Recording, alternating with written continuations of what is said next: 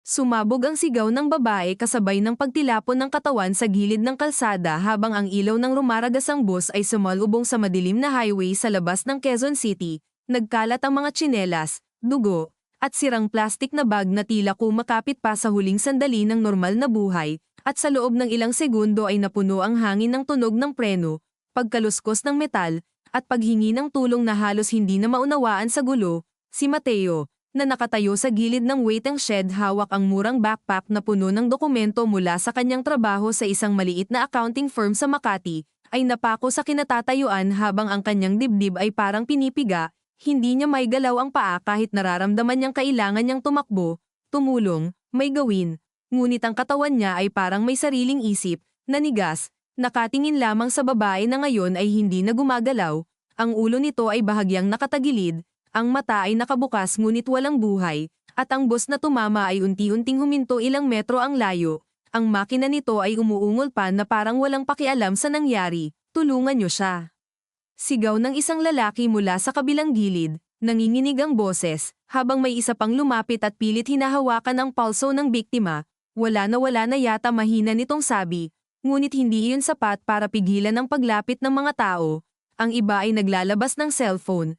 Ang iba ay umiiyak, at ang iba ay tahimik lang na nakatingin, parang nanunood ng eksena na hindi nila kayang i-proseso. Si Mateo ay huminga ng malalim, isang beses, dalawang beses, pinipilit ang sarili na gumalaw, at sa wakas ay nakalapit siya, lumuhad sa tabi ng babae, naamoy niya ang halong dugo at gasolina, at sa loob ng sandaling iyon ay parang may sumabog sa kanyang ulo, isang alaala na matagal na niyang sinusubukang itago, isang mukha, isang gabi, isang aksidente na hindi niya kailanman inamin. Kuya, may phone siya, sabi ng isang dalagitan na nanginginig habang iniabot ang sirang cellphone ng biktima, at nang hawakan iyon ni Mateo ay parang may dumaan na kuryente sa kanyang katawan, dahil sa lock screen ay nakita niya ang larawan isang pamilya, isang lalaki, isang bata, at ang babaeng nakahandusay ngayon sa harap niya. Tumawag tayo ng ambulansya. Sigaw niya, kahit alam niyang huli na, kahit alam niyang wala nang babalikan, pero kailangan niyang magsalita, kailangan niyang gawin ang bagay na hindi niya ginawa noon. Ang sirena ng ambulansya ay dumating ilang minuto matapos ang aksidente, ngunit para kay Mateo ay parang isang buong oras ang lumipas. Bawat segundo ay mabigat, bawat hinga ay masakit, at habang kinukuha ng mga paramedic ang katawan ng babae, naramdaman niyang parang may sumunod sa kanya isang pakiramdam na hindi siya pwedeng umalis, na may obligasyon siyang hindi niya maintindihan. Ikaw ba ang nakakita? Tanong ng isang pulis na lumapit, hawak ang maliit na notebook, ang ilaw mula sa sasakyan nito ay tumatama sa mukha ni Mateo na halatang nanginginig. Opo, nakita ko po, sagot niya, ngunit ang boses niya ay halos hindi lumabas, parang may humaharang sa lalamunan niya. Ano ang nangyari? Dagdag ng pulis, diretso ang tingin, walang emosyon, sanay na marahil sa ganitong eksena, huminga si Mateo, pinaikit ang mata saglit, at sa likod ng kanyang isipan ay bumalik ang gabing iyon 2 taon na ang nakalipas, ang ulan, ang madilim na kalsada, ang katawan na tumilapon, at ang sarili niyang pagtakas. Bigla na lang po siyang tumawid, mabilis po yung bus, sabi niya, ngunit habang sinasabi iyon ay naramdaman niyang parang may mali, parang hindi iyon ang buong katotohanan, parang may bahagi siyang tinatago kahit hindi niya alam kung bakit. May nakita ka bang ibang sasakyan? Tanong ng pulis. At doon ay napatingin si Mateo sa paligid, ang mga ilaw ng jeep na dumadaan, ang mga tao na nagkukumpulan, at ang sarili niyang refleksyon sa salamin ng bus, isang taong may takot, may guilt, at may lihim. Wala po, sagot niya, at doon nagsimula ang unang kasinungalingan na hindi niya inakala na magdadala sa kanya sa mas malalim na problema. Habang iniaangat ang katawan ng babae papasok sa ambulansya, may isang lalaki ang dumating, hingal, pawis na pawis, at agad na sumigaw. Ana. Ana. Ang boses nito ay puno ng takot at desperasyon, at nang makita niya ang katawan ay napaluhod siya, umiiyak, hinahawakan ang kamay na malamig na, at ang batang kasama niya ay kumakapit sa kanyang braso, hindi maintindihan ang nangyayari ngunit ramdam ang bigat ng sitwasyon. Si Mateo ay nakatayo lang, hindi makalapit, hindi makaalis, parang nakapako sa eksena na hindi niya kayang iwan, at sa loob ng kanyang isip ay paulit-ulit ang tanong, bakit siya nandito? Bakit siya ang nakakita? At bakit parang hindi ito ang unang beses na nangyari sa kanya? Kuya, ikaw ba yung nakakita? Tanong ng lalaki, lumapit, ang mata ay pula, Ang boses ay nanginginig, si Mateo ay tumango, hindi makapagsalita, at doon ay hinawakan siya ng lalaki sa balikat, mahigpit, halos masakit, sabihin mo sa akin anong nangyari sa asawa ko. At sa sandaling iyon ay naramdaman ni Mateo na parang bumibigat ang lahat, na ang bawat salita na lalabas sa bibig niya ay may consequence, hindi lang sa lalaking nasa harap niya kundi sa sarili niya rin. Hindi ko po alam, bigla na lang po siyang tumawid ulit niya, at sa likod ng kanyang isip ay may boses na sumisigaw, sinungaling ka, hindi iyan ang buong kwento. Ang gabi ay lumalim, ang mga tao ay unti-unting nag-alisan, at si Mateo ay naiwan na lang sa gilid ng kalsada, hawak ang backpack, ang kamay ay nanginginig pa rin, at ang puso ay hindi mapakali. Nang umalis siya, naglakad siya papunta sa terminal ng jeep, ang ilaw ng mga tindahan ay kumikislap, ang amoy ng street food ay dumadaan sa ilong niya ngunit wala siyang gana, ang isip niya ay puno ng tanong, at ang bawat hakbang ay parang may kasamang bigat. Sa loob ng jeep, nakaupo siya sa dulo, nakatingin sa labas, at sa bawat dumadaang ilaw ay parang may mukha siyang nakikita, ang babae, ang lalaki, ang bata, at ang sarili niya na tumatakbo palayo sa isang aksidente na hindi niya kailanman hinarap. Pagdating niya sa kanilang bahay sa isang maliit na barangay sa Quezon City, sinalubong siya ng ingay ng telebisyon at ang amoy ng sinigang na niluluto ng kanyang ina. Anak, bakit ang tagal mo? Tanong nito, hindi pa lumilingon mula sa kusina. Si Mateo ay tumigil sa pintuan, huminga ng malalim, at pilit na ngumiti. May aksidente po kasi sa daan, sagot niya, at kahit simpleng salita iyon ay parang may laman na hindi niya masabi. Nako, kawawa naman, sana walang namatay, sabi ng ina niya, at doon ay napapikit si Mateo saglit, dahil alam niya ang sagot, at alam niyang hindi na iyon mababago. Kumain ka na, dagdag nito, ngunit umiling siya. Mamaya na po, ma, at dumiretso siya sa kanyang kwarto, isinara ang pinto, at doon ay bumagsak siya sa kama.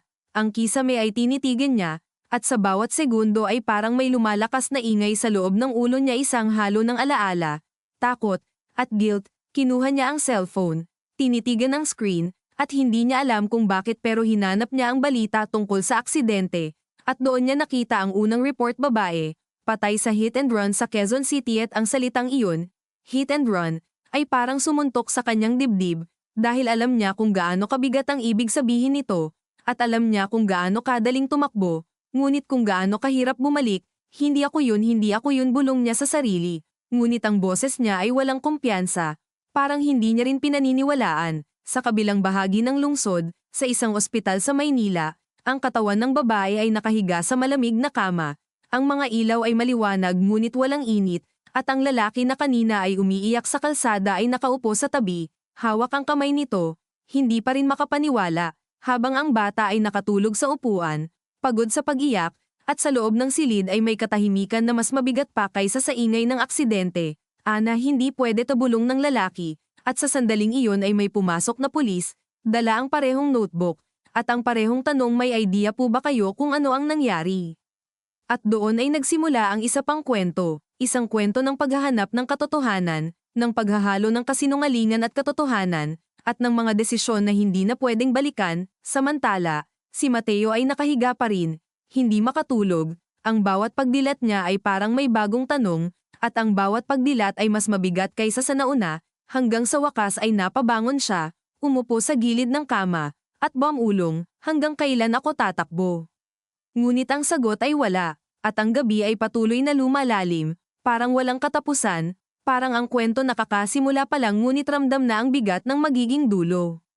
Kinabukasan, hindi pa man sumisikat ng buo ang araw ay gising na si Mateo, nakaupo sa gilid ng kama habang ang manipis na kurtina sa bintana ay bahagyang gumagalaw sa hangin na may dalang alikabok at amoy ng nilulutong bawang mula sa kapitbahay, at kahit ilang oras lang siyang nakapikit ay pakiramdam niya ay galing siya sa isang mahabang bangungot na hindi naman talaga natapos. Mabigat ang batok niya, masakit ang panga sa pagpipigil ng kung anong emosyon na ayaw niyang pangalanan, at nang iangat niya ang cellphone ay agad bumungad ang sunod-sunod na balita, larawan ng kalsadang may police line, putol-putol na quote mula sa mga saksi, at isang pangungusap na paulit-ulit niyang binasa na parang may mababago sa ika-10 ulit. Hinahanap pa ng mga awtoridad ang iba pang posibleng ebidensya sa insidente.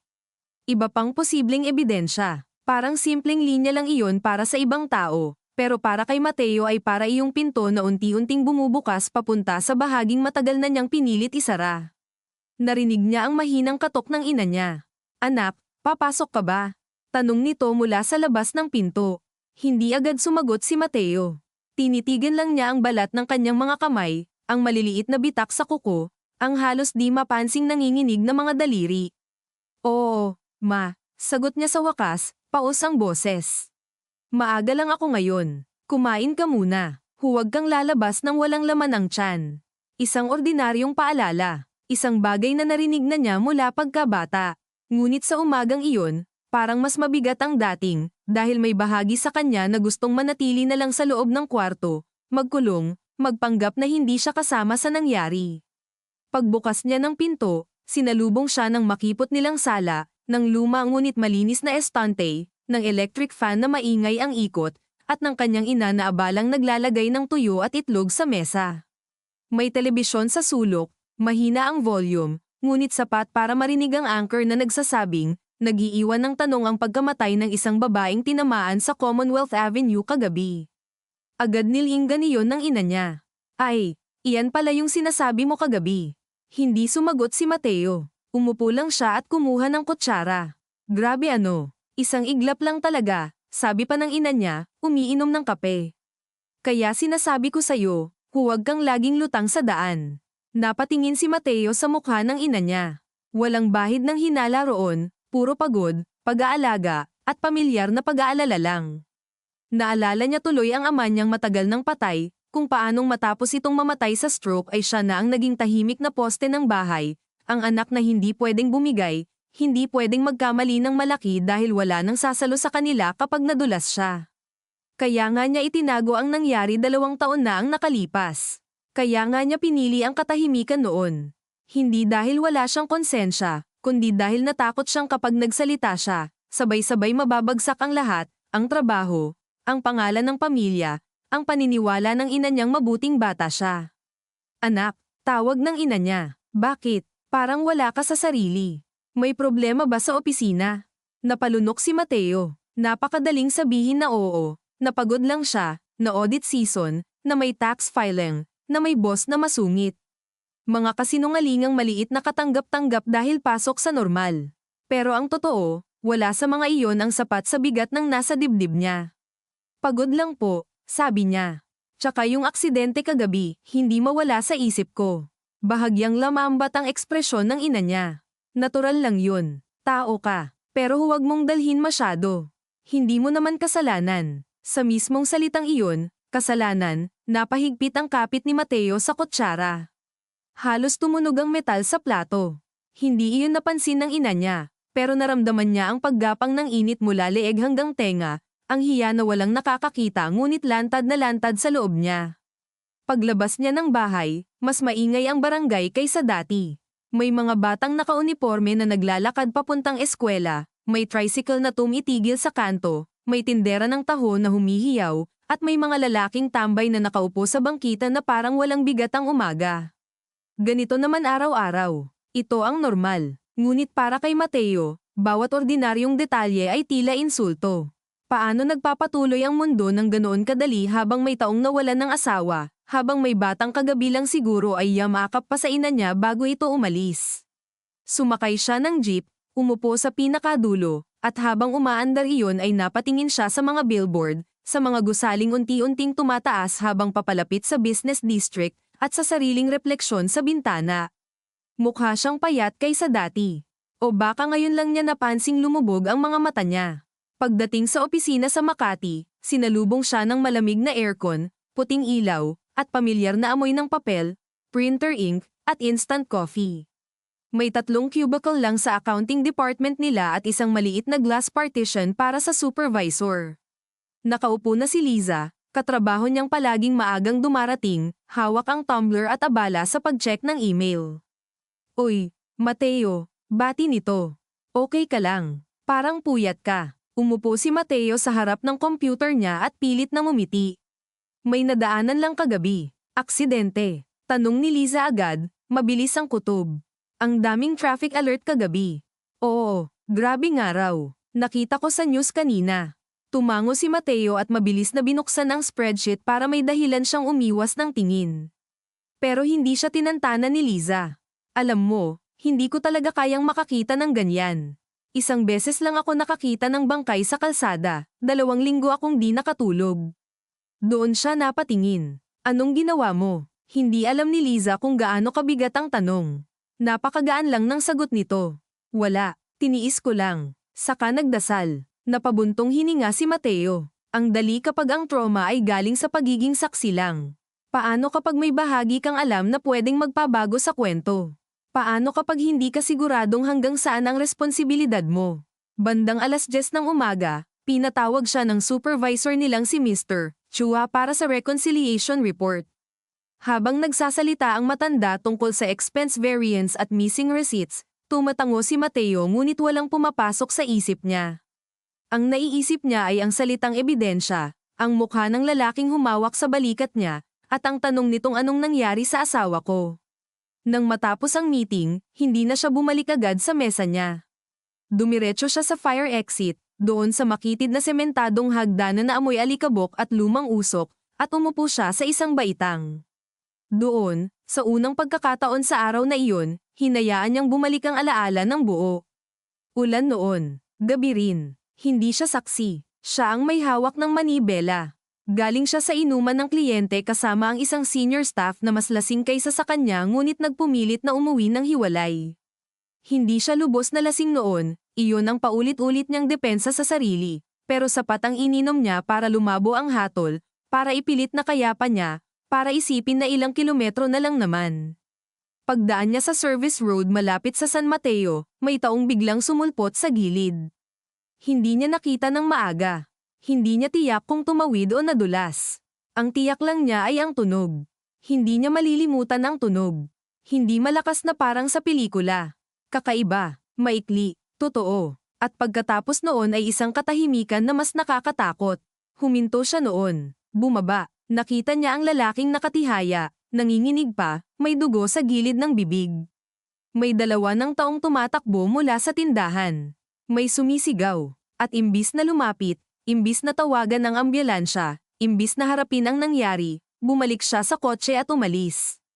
Kinabukasan, may balita, patay ang lalaki. Wala siyang narinig na sumunod. Walang kumatok sa bahay nila.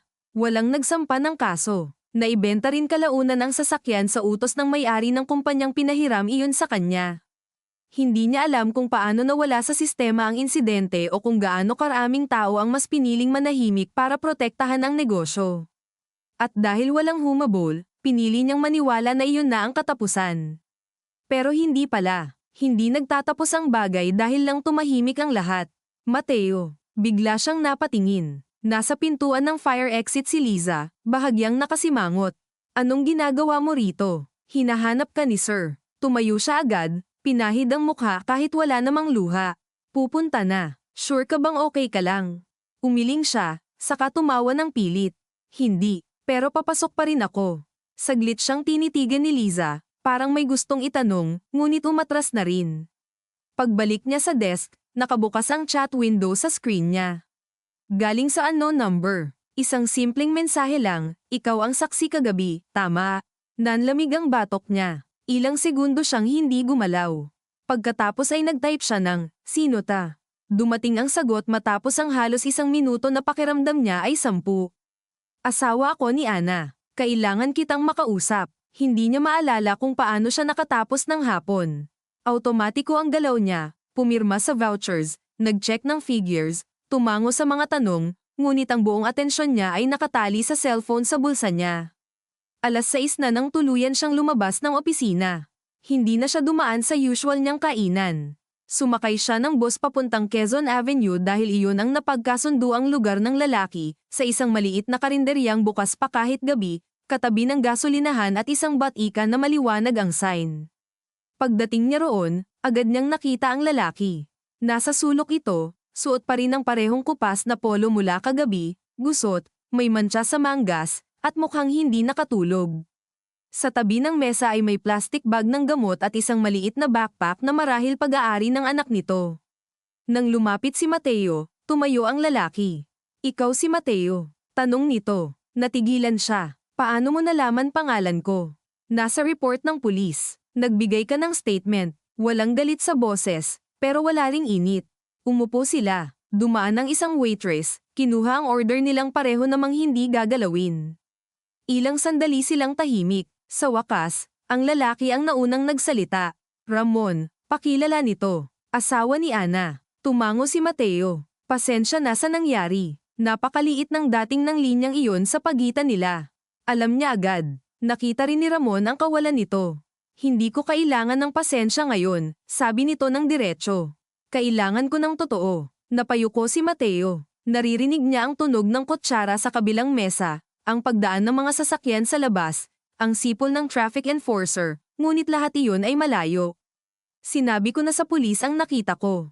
Iyon ang problema. Tumaas ang tingin ni Mateo. Nakasandal si Ramon, pero mahigpit ang panga. May tumawag sa akin kanina. May driver ng delivery van na nasa likod daw ng bus. Hindi siya huminto kagabi kasi may hinahabol siyang booking, pero tumawag siya sa barangay dahil nakita niya raw na bago tumama yung bus, parang may umaaligid na itim na kotse sa kanan ng asawa ko. Hindi niya makita plate number. Hindi niya sigurado kung may kinalaman. Pero bakit wala kang sinabi tungkol doon?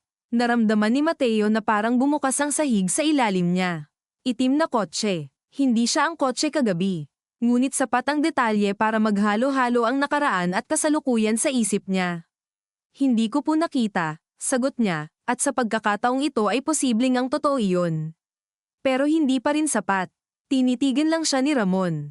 Alam mo bang nurse si Ana? Mahinang tanong nito. Pauwi na siya galing private duty. 16 na oras siyang gising. Tapos ganito, huminga ito ng mabigat, pinisil ang tulay ng ilong, saka nagpatuloy. May anak kaming 9 na taong gulang. Maghapon siyang nagtatanong kung saan uuwi si mama. Hindi ko alam sasabihin ko.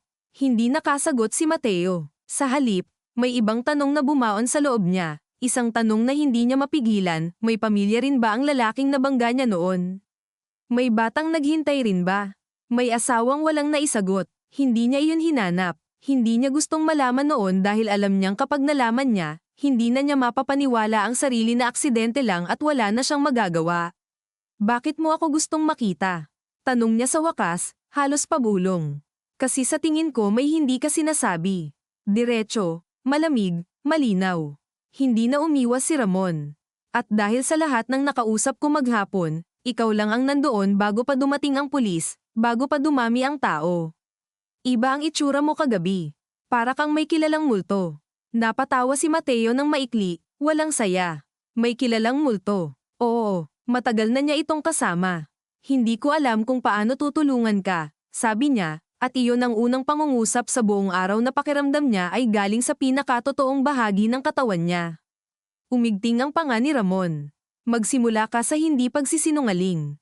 Natahimik sila pareho. Ang sabaw na in-order nila ay dumating at lumamig na lang sa mesa.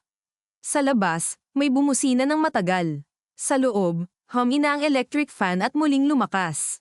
Si Mateo ay nakatingin sa kumukulong mantika sa bukas na kusina ng karinderya, sa ilaw na dilaw at malupit sa paglantad ng pawis at pagod sa mukha ng tao, at naramdaman niyang may sandaling humihingi sa kanya ng desisyon.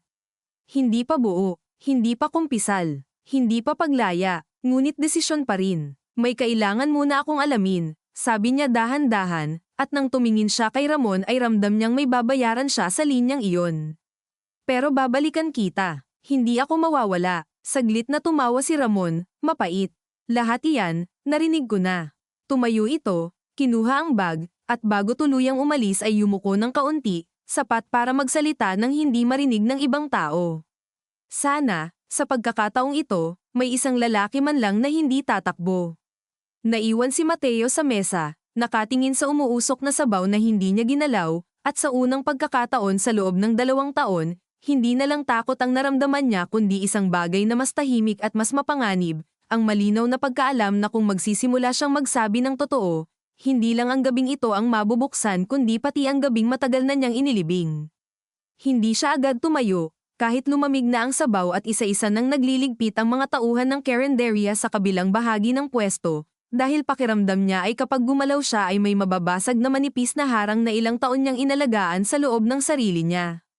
Nakaupo lang siya, nakatingin sa mantikang unti-unting umuuga sa kawali habang may babaeng kusinira na pagod nang nagbibilang ng natitirang itlog, at sa simpleng tunog ng sandok na tumatama sa metal ay may kakaibang ritmo siyang naririnig, parang countdown, parang may nagsasabing hindi na pwedeng bukas, hindi na pwedeng sa susunod na linggo, hindi na pwedeng maghintay hanggang kusang hamupa ang bigat dahil alam niya na ngayong hindi iyon humuhupa, tumitigas lang, lumalalim, tumutubo ng ugat sa bawat araw na pinipili niyang huwag magsalita.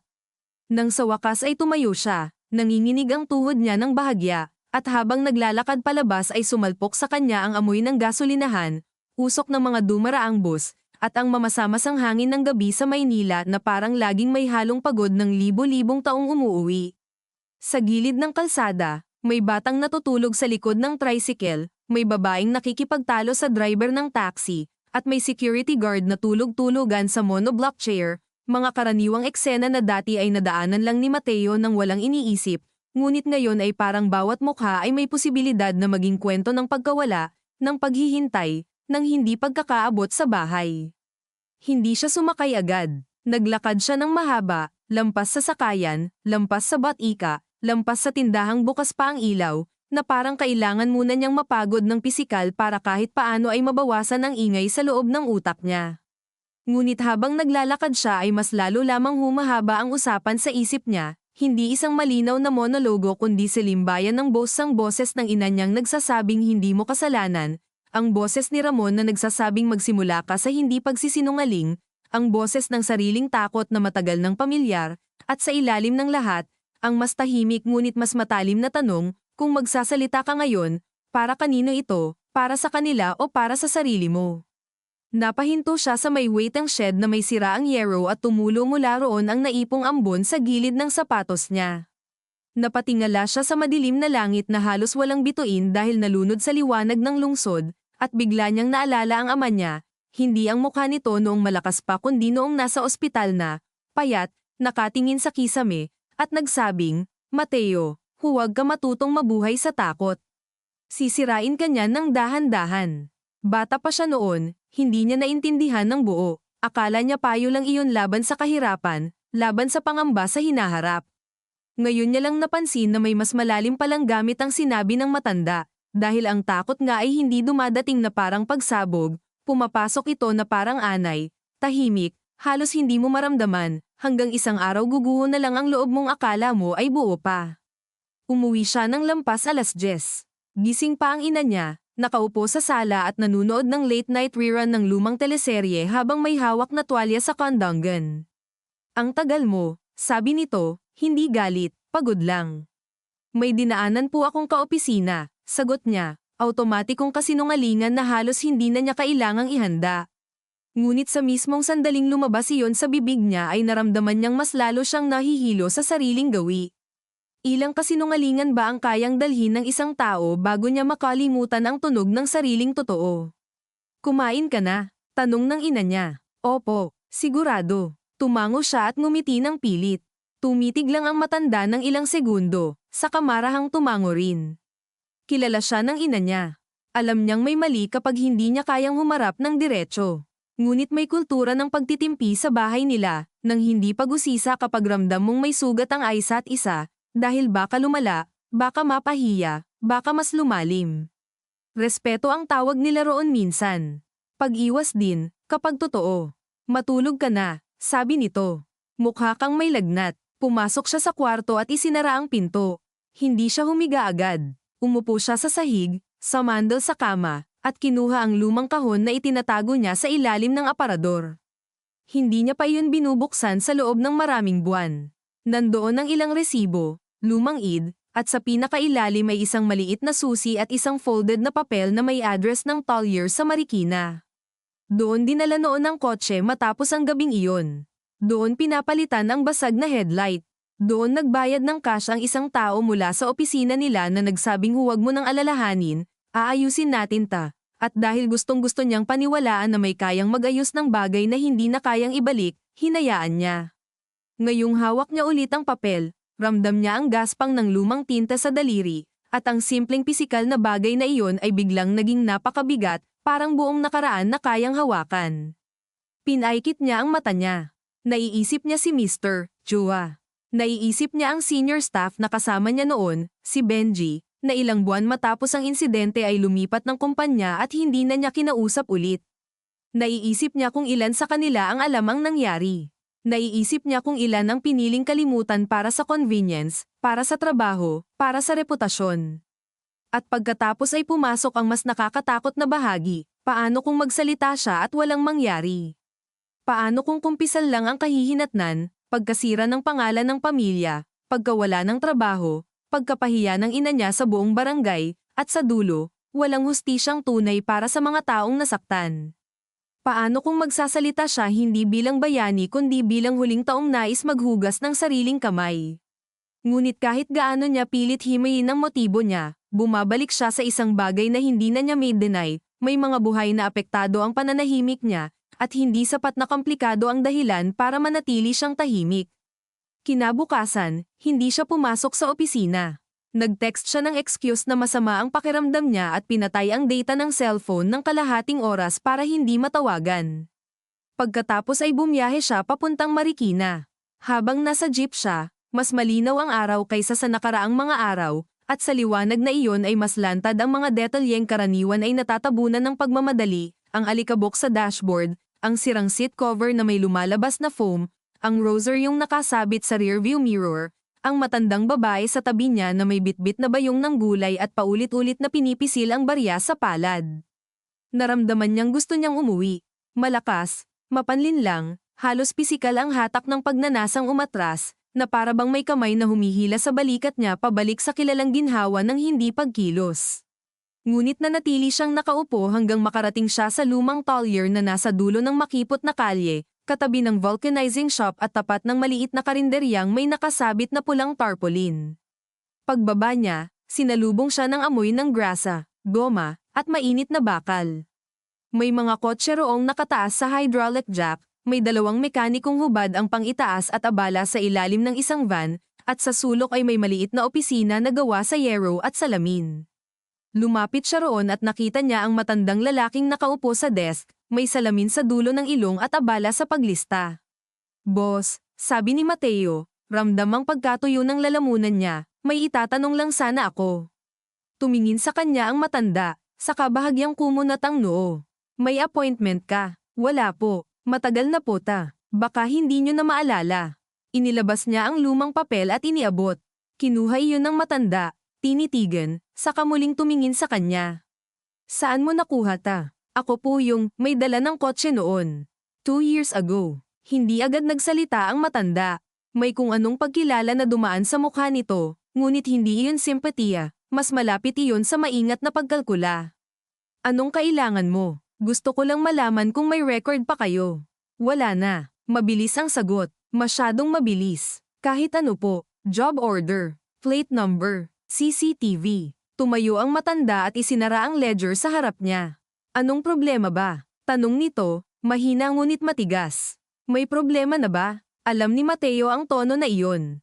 Iyong tonong narinig niya noon sa mga tao sa opisina kapag may kliyenteng gustong magtanong ng mas malalim sa bookkeeping adjustments. Huwag nang palakihin. Huwag nang hukayin. "May namatay po noon," sabi ni Mateo. At kahit mahina lang ang boses niya ay parang tumalbog iyon sa loob ng maliit na opisina. Sa labas, narinig niya ang tawa ng isang mekaniko, ang ingay ng impact wrench, at ang tunog ng tren na malayo. Ngunit sa loob ng yero at salamin, tila tumigil ang hangin. "Maraming namamatay sa kalsada," sabi ng matanda pagkaraan ng ilang segundo. "Hindi lahat kasalanan ng may sasakyan. Hindi ko po sinasabing anong sinasabi mo." Putol nito, ngayon ay malamig na ang mga mata. "Napadaan ka rito matapos ang 2 taon. Tapos ano? Gusto mo ng record? Para saan?" Hindi nakasagot agad si Mateo. Dahil iyon ang totoo. Para saan? Para magamit sa pulis. Para sa sariling konsensya. Para sa posibleng kaso. Lahat ng iyon. "Gusto ko pong ayusin," sabi niya sa wakas, at kinain niya agad ang kapayatan ng linyang iyon. Wala namang tunay na pag-aayos. Hindi kapag patay na ang tao. Hindi kapag ang oras ay lumipas na. Ngunit iyon pa rin ang pinakamalapit na salitang nahugot niya. Tinitigan siya ng matanda, pagkatapos ay napabuntong hininga ng mabigat, parang sawang-sawa na sa mga problemang gustong lumitaw muli mula sa hukay. Walang CCTV noon. Ang meron lang, resibo, cash, at wala na rito. Saan po? Dinala. Nino. Hindi sumagot ang matanda. Sa halip ay lumapit ito sa pintuan ng opisina, tumingin sa mga mekaniko, saka ibinaba ang boses. Pakinggan mo, may mga bagay na pinabayaan na lang kasi mas mabuti para sa lahat. Yung taong nagbayad noon, sinabi malinaw na ayaw na nila ng gulo. Kung gusto mong guluhin buhay mo, problema mo na yun. Pero huwag ka nang mandamay. Namutla si Mateo. Sino po yung nagbayad? Muli, walang direktang sagot. Ngunit tumingin ang matanda sa relo ni Mateo, sa damit niya, at saka bahagyang ngumuso, isang halos di mapansing kilos ng taong ayaw masangkot ngunit gustong umintindi ang kausap. Bumalik ka kung may papel ka na galing abogado o pulis. Kung wala, umalis ka na. Lumabas si Mateo sa opisina na parang hindi niya ramdam ang paa niya. Mainit ang araw, pero nanlalamig ang likod niya. Ang gusto niyang kumpirmasyon ay lalo lamang nagpalawak ng duda. Hindi ba niya alam noon? O pinili lang ba niyang huwag tingnan? Habang naglalakad siya palayo sa Talyer, naalala niya ang mga araw matapos ang aksidente ang biglang kabaitan ni Mr. Chua. Ang maikling pahayag na settled na yan, ang pagkawala ng nasirang kotse sa parking lot makalipas ang ilang araw, at ang payo ni Benji na huwag ka nang magsalita kahit kanino, masisira ka lang. Noong panahong iyon, dahil wasak siya sa takot, tinanggap niya ang bawat kilos ng mas nakatatanda bilang pagligtas. Ngayon niya lang naisip na maaaring hindi siya ang inililigtas kundi sila ang sarili nila. Bandang tanghali ay nasa gilid siya ng ilog, nakaupo sa mababang pader at tinitingnan ng maruming tubig na mabagal ang agos. Tumawag ang ina niya, hindi niya sinagot. Tumawag si Liza, hindi rin. Maya-maya, may pumasok na mensahe mula kay Ramon, may update ka. Tinitigan niya iyon ng matagal. Gusto niyang sumagot ng totoo, ngunit alin doon? Na may isa pang hukay. Na may mga taong posibleng nagtago ng ebidensya noon. Na habang sinusubukan niyang tumulong sa pagkamatay ni Ana ay lalo lang nabubuksan ang sariling krimen. Sa huli, nag-type siya ng, may nalalaman ako tungkol sa isa pang hit and run dati. Kailangan kita makausap, hindi ito pwedeng sa text. Halos agad dumating ang sagot. Nasaan ka? Nagkita sila sa hapon sa isang maliit na chapel sa loob ng ospital kung saan naroon pa ang katawan ni Ana. Si Ramon ang pumili ng lugar.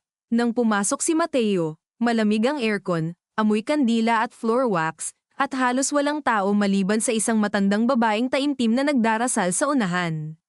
Nasa pangatlong hanay si Ramon, nakaupo ng tuwid ngunit halatang wala ng lakas. Sa tabi niya, walang anak, walang bag, siya lang at ang pagod na hindi na natatakpan ng galit. Umupo si Mateo sa kabilang dulo ng parehong bangko. Ilang segundo silang walang imik. Magsalita ka, sabi ni Ramon nang hindi tumitingin. Huminga si Mateo ng malalim. Pakiramdam niya ay nasa gilid siya ng matarik na gusali at kailangan niyang tumalon ng gising. Hindi ko nakita ang itim na kotse kagabi, sabi niya. Pero may dahilan kung bakit parang may kilala akong multo. Dahan-daang lumingon si Ramon. Hindi mabasa ang mukha nito. Kaya nagpatuloy si Mateo. At habang bawat salita ay lumalabas sa bibig niya ay ramdam niyang para siyang nagbubunot ng salamin mula sa sariling laman. Isinaysay niya ang aksidente 2 taon na ang nakaraan. Hindi mabilis, hindi buod. Sinabi niya ang ulan, ang inuman, ang tunog, ang lalaking nakahiga sa kalsada, ang pagtakas niya, ang pag-asikaso ng mga tao sa opisina, ang Talyer, ang pananahimik. Walang iyak sa boses niya. Pero may pagkaputol-putol na hindi niya maitago, dahil bawat detalye ay parang muling nangyayari habang binabanggit niya. Nang matapos siya, sobrang tahimik ng chapel na naririnig niya ang mahinang ugong ng ilaw sa kisame. Hindi agad gumalaw si Ramon. Tinitigan lang siya nito na parang hindi sigurado kung tao pa ba ang kaharap niya o isang anyo ng lahat ng lalaking marunong tumalikod sa pinsalang ginawa nila. Sa wakas, nagsalita ito. At sinasabi mo sa akin ito ngayon dahil napayuko si Mateo, dahil hindi ko na kayang itago, at dahil baka may koneksyon. Baka may parehong taong nagtakip noon at may alam sa nangyari kay Ana. Bahagyang natawa si Ramon, ngunit wala roong tuwa. Naririnig mo ba sarili mo? Mahina lang ang tanong, pero mas masakit kaysa sigaw. Patay ang asawa ko. Tapos ngayon mo sasabihin sa akin na baka may conspiracy dahil konsensya mo ang umuubo. Sumikip ang dibdib ni Mateo.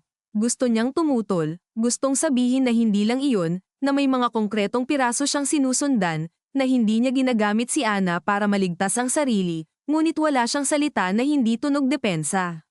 Hindi ko po hinihingi na paniwalaan mo ako agad, sabi niya. Alam ko kung gaano kasama pakinggan. Kasama, bulong ni Ramon, saka napatawa muli, mas mapait. Hindi yan masama lang. Duwag ka. Tumango si Mateo. Hindi siya nagalit, dahil totoo. Oo, isang tuwid na pag-amin. Isang salitang hindi niya kailanman ibinigay sa sarili niya ng buo. Sa pagkarinig niyon, may kung anong nagbago sa mukha ni Ramon, hindi paglambot, kundi pagod na pagkilala na wala na siyang enerhiyang habulin ang mas komplikadong emosyon.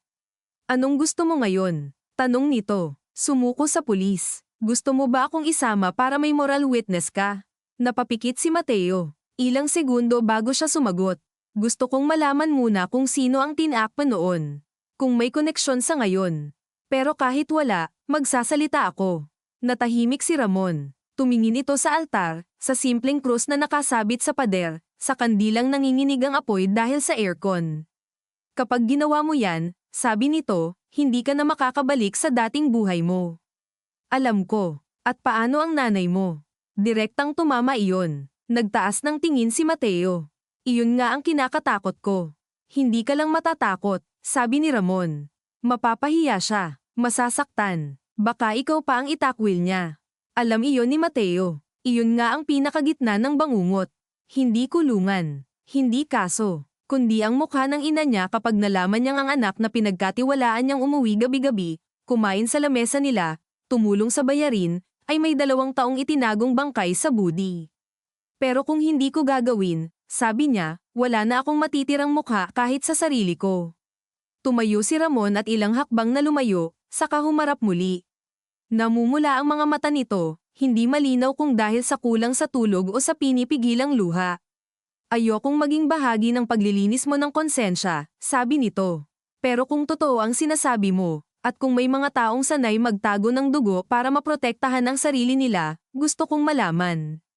Hindi para sa'yo, para sa asawa ko. Tumango si Mateo, mabagal, parang wala siyang karapatang maging magaan ang pakiramdam kahit bahagya. Sasama ka, tanong ni Ramon. Hindi niya agad naintindihan. Saan? Sa himpilan. Hindi ngayon. Bukas. Kakausapin muna natin ang abogado ng ospital na kakilala ng kapatid ni Ana. Hindi kita pagkakatiwalaan mag-isa. Tiningnan siya ni Mateo ng diretso, at sa unang pagkakataon mula nang mag-usap sila, may nakita siyang hindi galit sa mukha ni Ramon kundi desisyon. Hindi pagtanggap, hindi kapatawaran. Isang malamig na desisyon lang na kapag dudurugin na rin ang katotohanan ng isa pang buhay, gusto niyang naroon siya para makita kung paano. Sasama ako, sagot ni Mateo. At nang lumabas sila ng chapel, pareho nilang alam na wala ni isa sa kanila ang makakauwi ng pareho pa rin ng dati kinabukasan. Pag-uwi ni Mateo ng gabing iyon, hindi na siya dumaan sa karinderya sa kanto at hindi na rin siya tumingin sa mga kapitbahay na nakaupo sa bangkita at nagkukwentuhan sa ilalim ng dilaw na ilaw ng poste, dahil pakiramdam niya ay may nakasulat na sa noo niya na hindi niya kayang itago, bagaman alam niyang wala namang may alam, wala namang tumitingin sa kanya bilang lalaki na bukas ay posibleng maglakad papunta sa himpilan hindi bilang saksi kundi bilang taong maglalantad ng sariling pagkabulok. Ngunit iyon ang problema sa konsensya, hindi nito kailangan ng testigo para maramdaman mong hubad ka. Pagpasok niya sa bahay ay madilim na ang sala maliban sa ilaw mula sa kusina. Nandoon ang ina niya, naghuhugas ng pinggan, mabagal ang galaw, tila inaantok ngunit nagpupumilit tapusin ang gawaing bahay bago humiga. Kumain ka na ba? Tanong nito nang hindi lumilingon. Ilang segundo bago nakasagot si Mateo.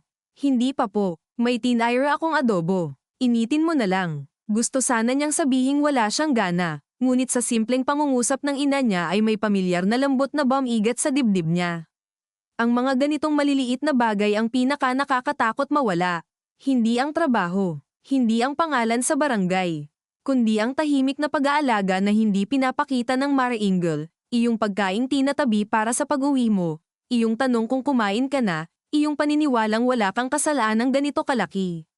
Kinuha niya ang kawali, Iniinit ang pagkain sa mahinang apoy, at habang pinapanood ang mantikang muling kumikislap sa ilalim ng ilaw ay naisip niya na ilang beses na siyang tumayo sa kasinang ito na parang ordinaryong anak lang na pagod sa trabaho. Bawat gabing ganoon ay nakatayo rin dito ang kasinungalingan, tahimik, nakikisalo sa amoy ng toyo at bawang. Mateo, biglang sabi ng ina niya. May problema ka ba talaga? Huminto siya sa paghalo. Naroon ang pagkakataon. Isang maliit, payak, halos hindi naghahamon na pinto.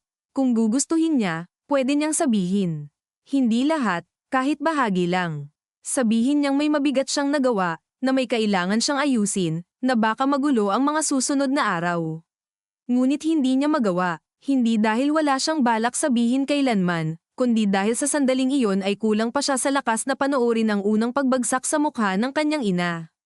May nadamay lang po akong problema ng iba, sabi niya, at naramdaman niya agad ang dulas ng pangungusap na iyon, ang paraan ng utak niyang humanap pa rin ng lulusutin kahit nagdesisyon na siyang humarap sa katotohanan kinabukasan.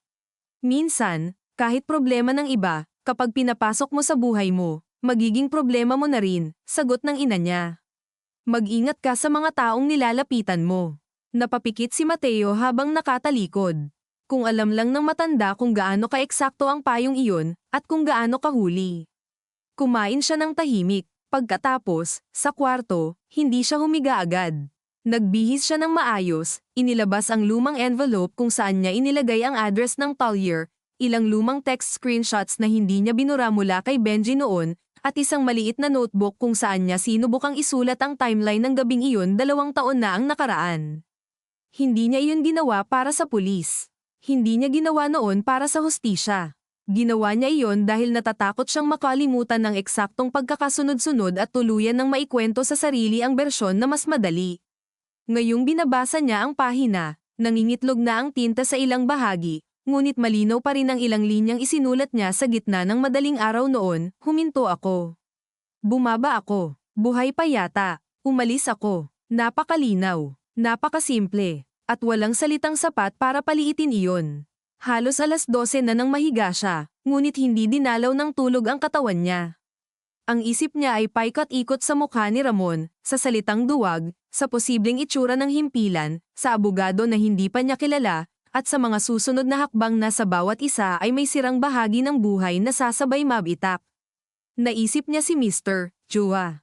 Naisip niya kung tatawagan niya ito bago pa man may marinig sa iba. Naisip niya si Benji at kung nasaan na ito. Naisip niya ang lalaki sa kalsada noong gabi ng ulan, ang lalaki na hanggang ngayon ay hindi man lang niya alam ang pangalan. At doon siya higit na tinamaan, sa kahihiyang dala ng katotohanang 2 taon niyang dinala ang alaala ng pagkamatay ng isang tao nang hindi man lang inalam kung sino siya. Para bang mas madaling tiisin ang bangungot kapag walang pangalan ang patay. Nang sumikat ang araw, pakiramdam ni Mateo ay hindi siya natulog kundi naghintay lamang sa liwanag. Nagpaalam siya sa ina niya na may aasikasuhin siyang personal at maaaring gabihin. Hindi na siya nag-imbento ng detalye. Tumango lang ang matanda, pinagmamasdan ang mukha niya ng medyo matagal bago nagsabing, "Anak, ano man yan, huwag mong hayaang kainin ka ng hiya." Minsan yang hiya ang dahilan kung bakit lalong napapahamak ang tao. Napatingin siya rito. Biglang-bigla ang bigat ng linyang iyon, na para bang may bagay na alam ang ina niya hindi sa detalye kundi sa kalikasan ng pagiging tao, sa ugaling magkubli para lang huwag mapahiya kahit mas marami ng nases Ira. Opo, sabi niya, at halos mabasag ang boses niya. Nagkita sila ni Ramon sa labas ng ospital bandang 10:00. Kasama nito ang hipag ni Ana, si Celia, isang babaeng nasa late 30s na nakaslaks at maayos magsalita, may mukha ng taong sanay humarap sa mga dokumento at institusyon kahit pagod at puyat. Siya ang nagayos ng pakikipagkita sa abogadong kakilala nila, si Attorney Vera Santos, na naghihintay sa maliit na opisina sa tapat ng Chapel Annex. Habang naglalakad sila sa pasilyo ng ospital, naririnig ni Mateo ang tunog ng mga trolley, ang paeko na anunsyo sa speaker, ang mahinang iyak ng bata sa isang silid, at ang yapak ni Ramon sa tabi niya na mabagal ngunit mabigat, para bang bawat hakbang ng byudo ay may kalakip na pagpipigil na huwag manuntok ng pader o sumigaw sa kawalan. Sa loob ng opisina, malamig ang aircon at amoy papel at alkohol. Si Attorney Vera ay nasa mga 40 taong gulang, nakakremang blouse, walang labis na alahas, at may titig na hindi agad nanghuhusga ngunit hindi rin nagpapakampante. Maupo tayo, sabi nito. Umupo si Mateo sa pinakadulo, hawak ang envelope sa kondongan. Una munang nagsalita si Celia, maikli at malinaw, ipinaliwanag ang nangyari kay Ana, ang mga kakulangan sa paunang report, ang tungkol sa sinasabing itim na kotse, at ang dahilan kung bakit gusto nilang marinig ang sasabihin ni Mateo. Pagkatapos ay lumingon ang abogado sa kanya. May sinabi sa akin si Ramon na mas malaki pa rito ang dala mo. Hindi agad nakapagsalita si Mateo. Tinitigan niya ang mesa, ang malinis na kahoy na may manipis na gasgas malapit sa gilid, saka inilapag ang envelope. May hit and run po akong kinasangkutan 2 taon na ang nakalipas, sabi niya. Walang huminga ng malalim, walang marahas na reaksyon, ngunit ang mismong kawalan ng dramatikong kilos ay lalo pang nagpabigat sa sinabi niya, dahil tinanggap ito ng silid bilang isang seryosong bagay na hindi na mababawi. Inisa-isa niya ulit ang detalye, mas tuyo ngayon ang boses, mas maingat, halos parang deposition. Inilahad niya ang inuman, ang sasakyan ng kumpanya, ang aksidente, ang pag-alis, ang pag-aasikaso matapos noon, ang Talyer, ang kawalan ng report mula sa kanya. Ipinakita niya ang notebook, ang lumang screenshots, ang papel mula sa Talyer. Tahimik na nakikinig si Attorney Vera habang nagsusulat. Paminsan-minsan ay nagtatanong ng petsa, lokasyon, pangalan. Anong pangalan ng kumpanyang may-ari ng sasakyan? Silvercrest Holdings po, Direct Supervisor, Mr. Chua. Pero hindi ko alam kung hanggang saan ang alam niya. Hindi ko masabi ng sigurado. Pero may taong nag-asikaso. Opo, at sinabihan kang manahimik. Hindi po eksakto sa salitang iyon. Pero malinaw po ang ibig sabihin. Tumango ang abogado. Walang kahit anong moral lecture. Propesyonal ang kilos niya, pero hindi malamig. Nang matapos si Mateo, ibinaba nito ang ballpen at nagsalita ng diretso. Ganito, 2 ang issue rito. Una, ang krimen at posibleng obstruction sa nakaraan. Pangalawa, ang kasalukuyang pagkamatay ni Ana at posibleng koneksyon kung meron man. Hindi pa natin alam kung may direct link. Kailangan nating ihiwalay ang gusto mong ikumpisal sa gusto ninyong imbestigahan. Napatango si Mateo, bagaman sa loob niya ay gusto niyang magtanong kung posible bang ihiwalay ang mga bagay na magkasunod na sumugat sa konsensya. Kung lalapit ka sa pulis ngayon, patuloy ng abogado, maaaring ikaw ay kasuhan. Maaaring buksan ulit ang lumang insidente kung may sapat na basehan pa at kung matutukoy ang biktima. Kailangan mong maging handa riyan. Hindi ito dramatic confession lang na gagaan bigla ang pakiramdam. Napatitig si Mateo sa mesa. Hindi ko po inaasahang gagon. Mabuti. Saglit na humina ang boses ni Attorney Vera. Dahil minsan mas bumibigat muna bago lumino. Nakatingin lang si Ramon sa kanya, walang awa, pero wala na rin ang unang matinding talem. Marahil dahil nandoon na sila sa lugar ng dokumento at proseso, at kapag pumasok na ang usapan sa ganitong antas, ang galit ay kailangang tumabi muna sa pamamaraan.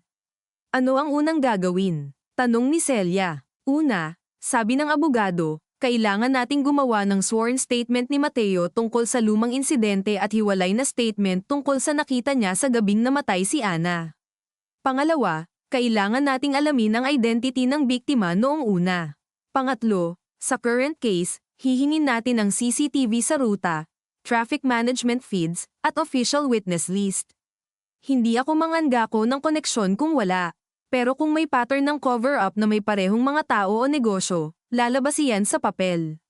Habang nagsasalita ito, unti-unting naramdaman ni Mateo na ang mga bagay na matagal niyang kinatatakutan bilang isang malaking madilim na pader ay nahahati sa mga hakbang, sa mga dokumento, sa mga pangalan. Hindi bumababa ang bigat, ngunit nagkakaroon ito ng anyo, at kapag may anyo ang takot, mas hindi managumpay ngunit mas nakakaharap. Ilang oras silang nagtrabaho sa statement. Pinaupo si Mateo sa hiwalay na mesa, binigyan ng tubig, at pinasulat ang lahat ng detalyado. Sa bawat pangungusap ay kailangan niyang magbalik sa eksaktong mga alaala. Anong oras? Ilang bote? Sinong kasama? Ano ang lagay ng panahon? Ano ang suot ng lalaking nabangga? Saan siya unang huminto? Ano ang sinabi ni Benji? Paano nawala ang sasakyan sa parking? Nangangatog minsan ang sulat kamay niya kaya pinatitigil siya ni Attorney Vera at pinapahinga. Sa tuwing humihinto siya, nakikita niya si Ramon sa kabilang dulo, nakaupo, nakatungo, paminsan-minsang sinasagot ang tawag marahil tungkol sa burol, sa death certificate, sa anak nilang kailangang sunduin, sa mga gastusin. Iyon ang isa pang parusa sa lahat ng ito, habang si Mateo ay abala sa paghahanda sa sariling pagbagsak, si Ramon ay abala pa rin sa pagpapatuloy ng mga obligasyong hindi humihinto kahit patay ang mahal mo. Bandang 3:00 ng hapon nang matapos sila. Pagod na pagod ang kamay ni Mateo. Pakiramdam niya ay may sinulid na hinayla mula sa lalamunan hanggang dibdib at isinulat sa papel. Nilagdaan niya ang bawat pahina. Pagkatapos ay nagkaroon ng sandaling katahimikan. Paglabas natin dito, sabi ni Attorney Vera, dadalhin natin ito sa investigator sa himpilan. Hindi ko maikukubli ang nilalaman. Ngunit sisiguraduhin kong malinaw ang proseso at hindi ka mapipilitang magsalita ng walang counsel. Tumango si Mateo. Doon na siya totoong kinabahan. Hindi na ito rehearsal. Hindi na lamang pagpili sa loob ng isip. Ito na ang aktwal na pag-abot ng kamay sa pinto at pagpasok sa silid kung saan hindi na siya pwedeng magkunwaring saksi lang. Sa kotse ni Celia papunta sa himpilan, halos walang nagsasalita. Sa labas ng bintana ay dumaraan ang trapik ng hapon, mga bus na puno ang sakay, mga estudyanteng tumatawid, mga nagtitinda ng buko at yosi sa gilid, at ang lungsod ay mukhang pareho pa rin, walang pakialam sa 4 na taong nasa loob ng sasakyan na patungo sa lugar na posibleng maghiwa sa buhay nila sa dalawa, bago at pagkatapos. Nang makarating sila sa himpilan, sumalubong agad ang amoy ng papel, pawis, kape, at lumang pintura. May mga upo ang bakal sa labas, may isang lalaking nakaposas na nakaupo sa sulok, at may 3 nag-uusap na pulis sa may desk. Lumapit si Attorney Vera at nagpakilala, humiling ng investigator para sa case ni Ana at para rin sa pagbibigay ng impormasyon kaugnay sa isang lumang vehicular incident. Habang naghihintay sila, napansin ni Mateo ang maliit na altar sa gilid na may santo. Ninyo, ang water dispenser na halos wala ng laman, at ang electric fan na humahaginit kahit tila lalo lang pinaiikot ang init. Napakakaraniwan ng lahat, nakakainsulto sa bahagi niya na asahan sanang magiging kakaiba ang lugar na paghaharapan niya ng katotohanan. Hindi pala, pareho lang itong gusot, mainit, ordinaryo. Ganoon din pala ang araw ng isang tao kapag guguho ang buhay niya. Lumabas ang investigator pagkaraan ng ilang minuto. Bata pa kaysa sa inaasahan niya, ngunit matalim ang tingin. Nagpakilala itong si LT, Sarmiento. Binasa nito ang pangalan ni Ramon mula sa folder, saka lumingon sa kanila. May bagong impormasyon. Tanong nito. Oo, sagot ni Attorney Vera. At may hiwalay pang matter na kailangang i-record. Pumasok sila sa maliit na silid na may mesa, recorder, at 2 silya sa harap. Nang umupo si Mateo, naramdaman niyang nanginginig na naman ang mga kamay niya, ngunit hindi na siya umatras. Inilapag ni Attorney Vera ang statement sa mesa. Kinuha iyon ni LT, Sarmiento, binasa ang unang pahina, at unti-unting nag-iba ang mukha nito mula sa simpleng pagtanggap ng dokumento tungo sa matinding atensyon. Hindi pa ito nagsasalita, pero alam na ni Mateo na wala nang daan pabalik. At habang lumalalim ang katahimikan sa silid, naisip niya ang ina niyang baka sa mga oras ding iyon ay nagluluto ng hapunan. Walang kaalam-alam na ang anak niyang pinalaking umiwas sa gulo ay kusa nang pumasok sa gitna nito. Mr. Mateo Santiago, maingat na basa ni LT, Sarmiento, saka itinupi ng bahagya ang unang pahina gamit ang hintuturo, hindi dahil kulang sa respeto kundi dahil sanay ang kamay niya sa ganitong papel, sa mga salaysay na biglang dumarating para guluhin ang mas nauna ng kaso, sa mga tao na kung minsan ay huli nang nagsasalita at kung minsan na may nagsasalita lang para iligtas ang sarili, at ramdam ni Mateo mula sa titig ng opisyal na isa-isa siyang sinusukat, hindi lang ang mga salita sa papel kundi ang katawan niyang nakaupo sa harap nito, ang tikwas ng paghinga, ang panunuyo ng labi, ang paraan niyang umiwas ng tingin sa tuwing binabanggit ang gabing matagal niyang inilibing. Aaminin kong hindi ito pangkaraniwan, sabi ng tenyente, saka ibinaba ang pahina at isinandal ang likod sa upuan. Nandito tayo dahil sa pagkamatay ng asawa ni Mr. Ramon de la Cruz. Tapos bigla kang may iniaabot na salaysay tungkol sa hiwalay na hit and run 2 taon na ang nakaraan. Naiintindihan mo bang hindi ko pwedeng tratuhin ito bilang simpleng addendum? Opo, sagot ni Mateo, at kahit maikli ang salita ay parang buhangin ang lalamunan niya. Naiintindihan ko. At naiintindihan mo ring maaari kang maharap sa kaso base sa kusang loob mong pahayag. Bago siya makasagot ay nagsalita si Attorney Vera, kalmado ang boses. My client understands the risk. That is why we are here with counsel. Tumango si LT Sarmiento. Walang antagonismo sa mukha nito, ngunit wala ring kahit bahid ng pagluwag. Mabuti, dahil kung magsisimula tayo, buo. Kinuha nito ang recorder, pinindot, at biglang naging mas malinaw ang tunog ng silidang mahinang ugong ng fluorescent light, ang kaluskos ng papel, ang maingay na electric fan sa labas ng pinto, at ang sariling paghinga ni Mateo na parabang masyadong malakas sa tahimik na kwarto. Sinimulan muli ang mga tanong. Hindi na ito tulad ng sa abogado na nakatuon sa pagbuo ng malinaw na statement. Dito, bawat detalye ay may pagdududa sa dulo. Anong ininom mo noon? Ilang baso? Sino ang nagdesisyong ikaw ang magmaneho? Bakit hindi ka tumawag ng ambulansya? Bakit ka umalis kahit sabi mong buhay pa yata ang lalaki? Sa bawat sagot, hindi nagbabago ang tono ni Mateo ngunit nararamdaman niyang unti-unti siyang hinihiwalay ng sariling kwento, na parabang habang inuulit niya ang mga katotohanan ay mas lalo niyang nakikita mula sa labas ang anyo ng lalaking naging siya noon, hindi komplikadong bida, hindi biktima ng sistema lang, kundi isang taong tinakat ng posibilidad ng parusa at piniling iligtas ang sarili sa halip na humarap. Wala nang masakit pakinggan kaysa sa pagbagsak ng sariling paliwanag kapag sinuri ng paulit-ulit. Naisip niya minsan na baka may sapat na dahilan siya noon, na bata pa siya, na hindi siya sanay sa ganoong sitwasyon, na may impluwensya ang alak, na natulak siya ng mga mas nakatatanda sa trabaho. Lahat iyon ay may bahagi ng katotohanan. Ngunit sa silid na iyon, napakaliit ng mga iyon sa tapat ng isang simpleng tanong na hindi mabura, bakit ka umalis? Nang tanungin iyon muli, hindi na siya naghanap ng ibang salita. Natakot po ako, sabi niya. At pinili kong unahin ang sarili ko. Ilang segundo ng katahimikan ang sumunod.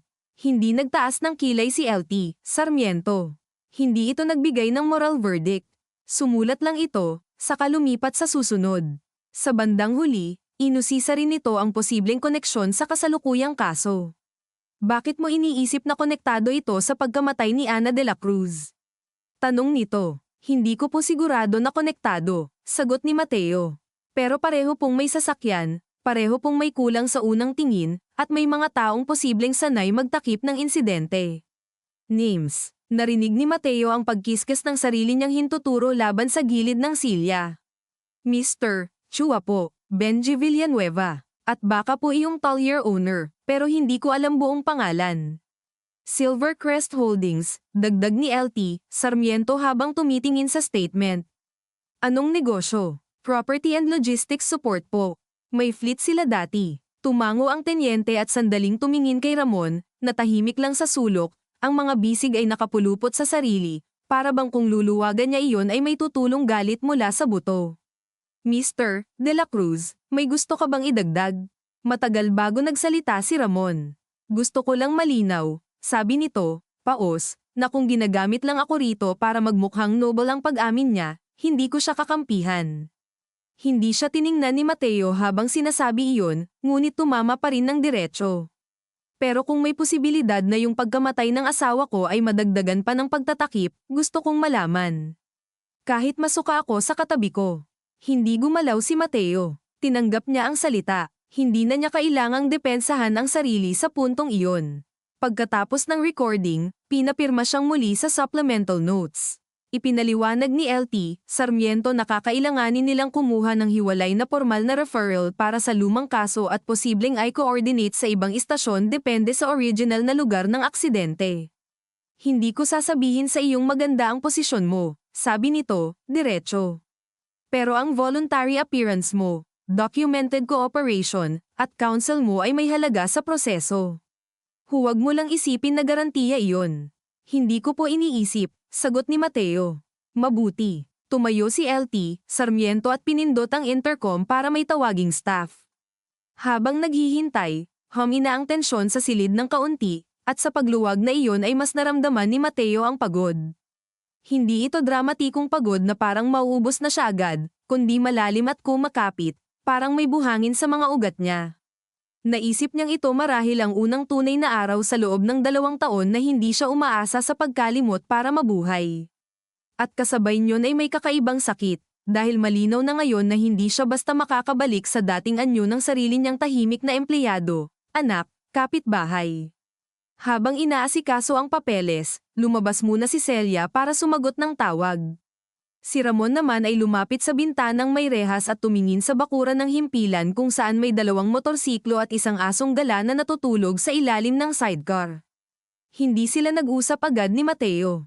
Ang tanging maririnig ay ang mga yabag sa koridor at ang tinig ng isang babae sa labas na nagrereklamo tungkol sa nawawalang cellphone. Sa ganitong lugar, sa mismong araw na ito, nagpatuloy pa rin ang ordinaryong gulo ng daan-daang maliliit na problema ng ibang tao. Nagtataka si Mateo kung may sandali bang tumitigil ang mundo para sa pagkawasak ng isang tao. Mukhang wala, maya-maya ay nagsalita si Ramon nang hindi lumilingon. Pag nalaman ng nanay mo, anong sasabihin mo? Napakurap si Mateo. Hindi niya inaasahan ang tanong na iyon mula sa lahat ng maaaring sabihin ng lalaki. Ilang segundo siyang nag-isip. Hindi ko alam, sabi niya sa wakas. Siguro ang totoo. Kahit huli, tumingin si Ramon sa labas. Sa kamarahang tumangon na parang hindi sa pagsang-ayon kundi sa pagkilala na iyon lang naman talaga ang natitirang opsyon kapag ubos na ang ibang kasinungalingan. Masakit yan. Alam ko. Hindi. Sabi ni Ramon, saka humarap sa kanya. Hindi mo pa alam. Iba ang guilt sa harap ng patay. Iba ang guilt sa harap ng buhay na nagtiwala sa'yo. Hindi sumagot si Mateo, dahil tama ito. Sa loob ng 2 taon, ang pinakatinakasan niya ay hindi lang ang imahe ng lalaking iniwan niya sa kalsada kundi ang posibleng tingin ng mga taong mahal niya kapag nalaman nila kung ano ang kaya niyang gawin sa sandali ng matinding takot. Sa huli, pinakakilala tayo hindi ng mga panahong maayos ang lahat kundi ng isang segundo kung saan pwede tayong lumapit o tumalikod. At tumalikod siya. Matapos ang halos 2 oras, pinayagan silang umalis habang ipinaalam sa kanila na maaaring tawagin muli si Mateo kinabukasan o sa mga susunod na araw para sa karagdagang tanong. Bago lumabas, lumapit si LT, Sarmiento kay Attorney Vera at mababa ang boses na may ipinaliwanag. Hindi narinig ni Mateo ang lahat, ngunit nakuha niya ang ilang putol na salita: preserve records, traffic feeds, company contact, possible obstruction. Sapat iyon para maramdamang hindi na ito basta kumpisal na mahuhulog sa butas ng burokrasya sa unang araw. May mga taong gagalaw na ngayon. Paglabas nila sa himpilan, sumalubong ang hapon na papadilim na. May bahagyang amoy ng ulan sa hangin kahit hindi pa bumabagsak. Si Celia ang unang nagsalita. Uuwi muna ako. Kukunin ko si Mika sa kapatid ko. Nabanggit sa unang pagkakataon ang pangalan ng anak ni Ana at Ramon sa harap ni Mateo. At sa simpleng tunog noon ay parang biglang naging mas totoo ang lahat. Hindi na lamang anak nilang 9 na taong gulang. Si Mika, isang batang may pangalan, na may boses, na magtatanong, nahaharap sa larawan ng ina niyang hindi na uuwi. Salamat, ate, sabi ni Ramon sa hipag niya. Tumango ito, saka humarap kay Mateo. Walang lamang ang tono, ngunit hindi rin puro tigas. Huwag kang mawawala, huwag kang biglang matatakot uli. Hindi po, sagot niya. Pagkaalis ni Celia, naiwan silang 2 sa tapat ng himpilan, hindi sigurado kung may kailangan pang sabihin. Sa kalsada, may nagtitinda ng kwek-kwek at fishball. May mga estudyanteng dumadaan na nagtatawanan. May ambulansyang dumaan sa malayo, hindi nagmamadali. Tinitigan ni Ramon ang traffic, saka nagsalita. May burol mamaya, nagsikip ang dibdib ni Mateo. Hindi kita iniimbitahan bilang kaibigan, dagdag agad ni Ramon. At hindi ko alam kung gusto kitang makita roon. Pero kung magtatanong ka kung saan nakahimlay ang babaeng nakita mong namatay, dapat alam mo. Ibinigay nito ang address, isang funeral home sa may Quezon Avenue. Tumango si Mateo. Pupunta ako, sabi niya, ngunit nang marinig ang sarili ay naisip niyang wala siyang karapatang magsabi noon ng may anumang normalidad. Bahala ka, sagot ni Ramon. Pero tandaan mo, hindi lahat ng presensya ay ginhawa. Nagkahiwalay sila roon. Sumakay si Mateo ng jeep pauwi, ngunit kalahati pa lang ng biyahe ay bumaba siya. Hindi pa niya kayang umuwi agad. Naglakad siya sa kahabaan ng service road kung saan may mga tindahan ng auto parts at murang appliances, at sa bawat hakbang ay mas tumitindi ang pag-ulan na yun ay ambon lang. Wala siyang payong. Ilang minuto, nabasa na ang buhok at manggas niya. Ngunit hindi siya tumakbo papasilong. Hinayaan lang niya. Para bang may bahagi ng katawan niya na gustong tanggapin ang anumang pisikal na discomfort na pwedeng ipalit sa bigat na nasa dibdib. Sa ilalim ng overpass, tumigil siya at doon niya narinig ang telepono sa bulsa niya. Si Liza. Saglit niyang pinag-isipan kung sasagutin. Nang sagutin niya, agad narinig ang boses nitong balisa. Nasaan ka? Hinahanap ka ni Mr. Chua mula pa kanina. Hindi ka raw sumasagot. May nangyari ba? Pumikit si Mateo. Dumating na pala. Hindi man eksakto ang lahat, pero malinaw na gagalaw din ang alon papunta sa opisina. May inaasikaso ako, sabi niya. Personal. Mateo, may nagsabi raw na may pulis na tumawag sa front desk para i-confirm employment record mo. Ilang segundo siyang natahimik. Ramdam niyang may bagong yugto nang nagsisimula, hindi bagong major conflict kundi ang konkretong pagbagsak ng desisyong ginawa niya. Ganun ba? Sabi niya ng mahina. Anong ibig sabihin nun? Tanong ni Liza. Naroon ang pagkakataong magsinungaling muli. Sabihing maliit na issue. Sabihing witness lang siya. Sabihing huwag mag-alala. Ngunit pagod na siyang magtahi ng mga salitang hindi tumatagal. May ginawa akong matagal nang dapat kong hinarap, sagot niya. At mukhang aabot na sa opisina. Tahimik si Liza sa kabilang linya. Nang magsalita ito, mas mahinahon na ang boses. May kinalaman ba ta sa aksidente? Napasandal si Mateo sa malamig na poste ng overpass. Oo, ikaw ba hindi natuloy ni Liza ang tanong, ngunit hindi na kailangan. Naroon na ang buong ibig sabihin sa putol na salita. Oo, sagot niya ulit, at sa isang maikling sandali ay naramdaman niya ang kakaibang linaw ng diretsahang pag-amin, kahit sa tao na wala sa sentro ng sugat. Hindi ito pagpapagaan, ngunit wala nang dagdag na pagod ng pagtatago. Sa kabilang linya, napahinga ng mahaba si Liza. Sige, sabi nito sa wakas, halos pabulong. Hindi ko alam sasabihin ko. Pero sige, natapos ang tawag ng walang palom na magaan.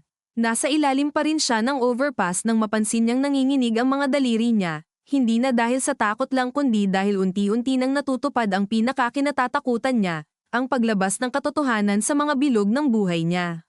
Sa bawat bagong taong makakaalam, may isang bersyon ng sarili niya ang mamamatay. Nang makauwi siya, madilim na ang bahay. Nasa mesa ang hapunang nakatakip.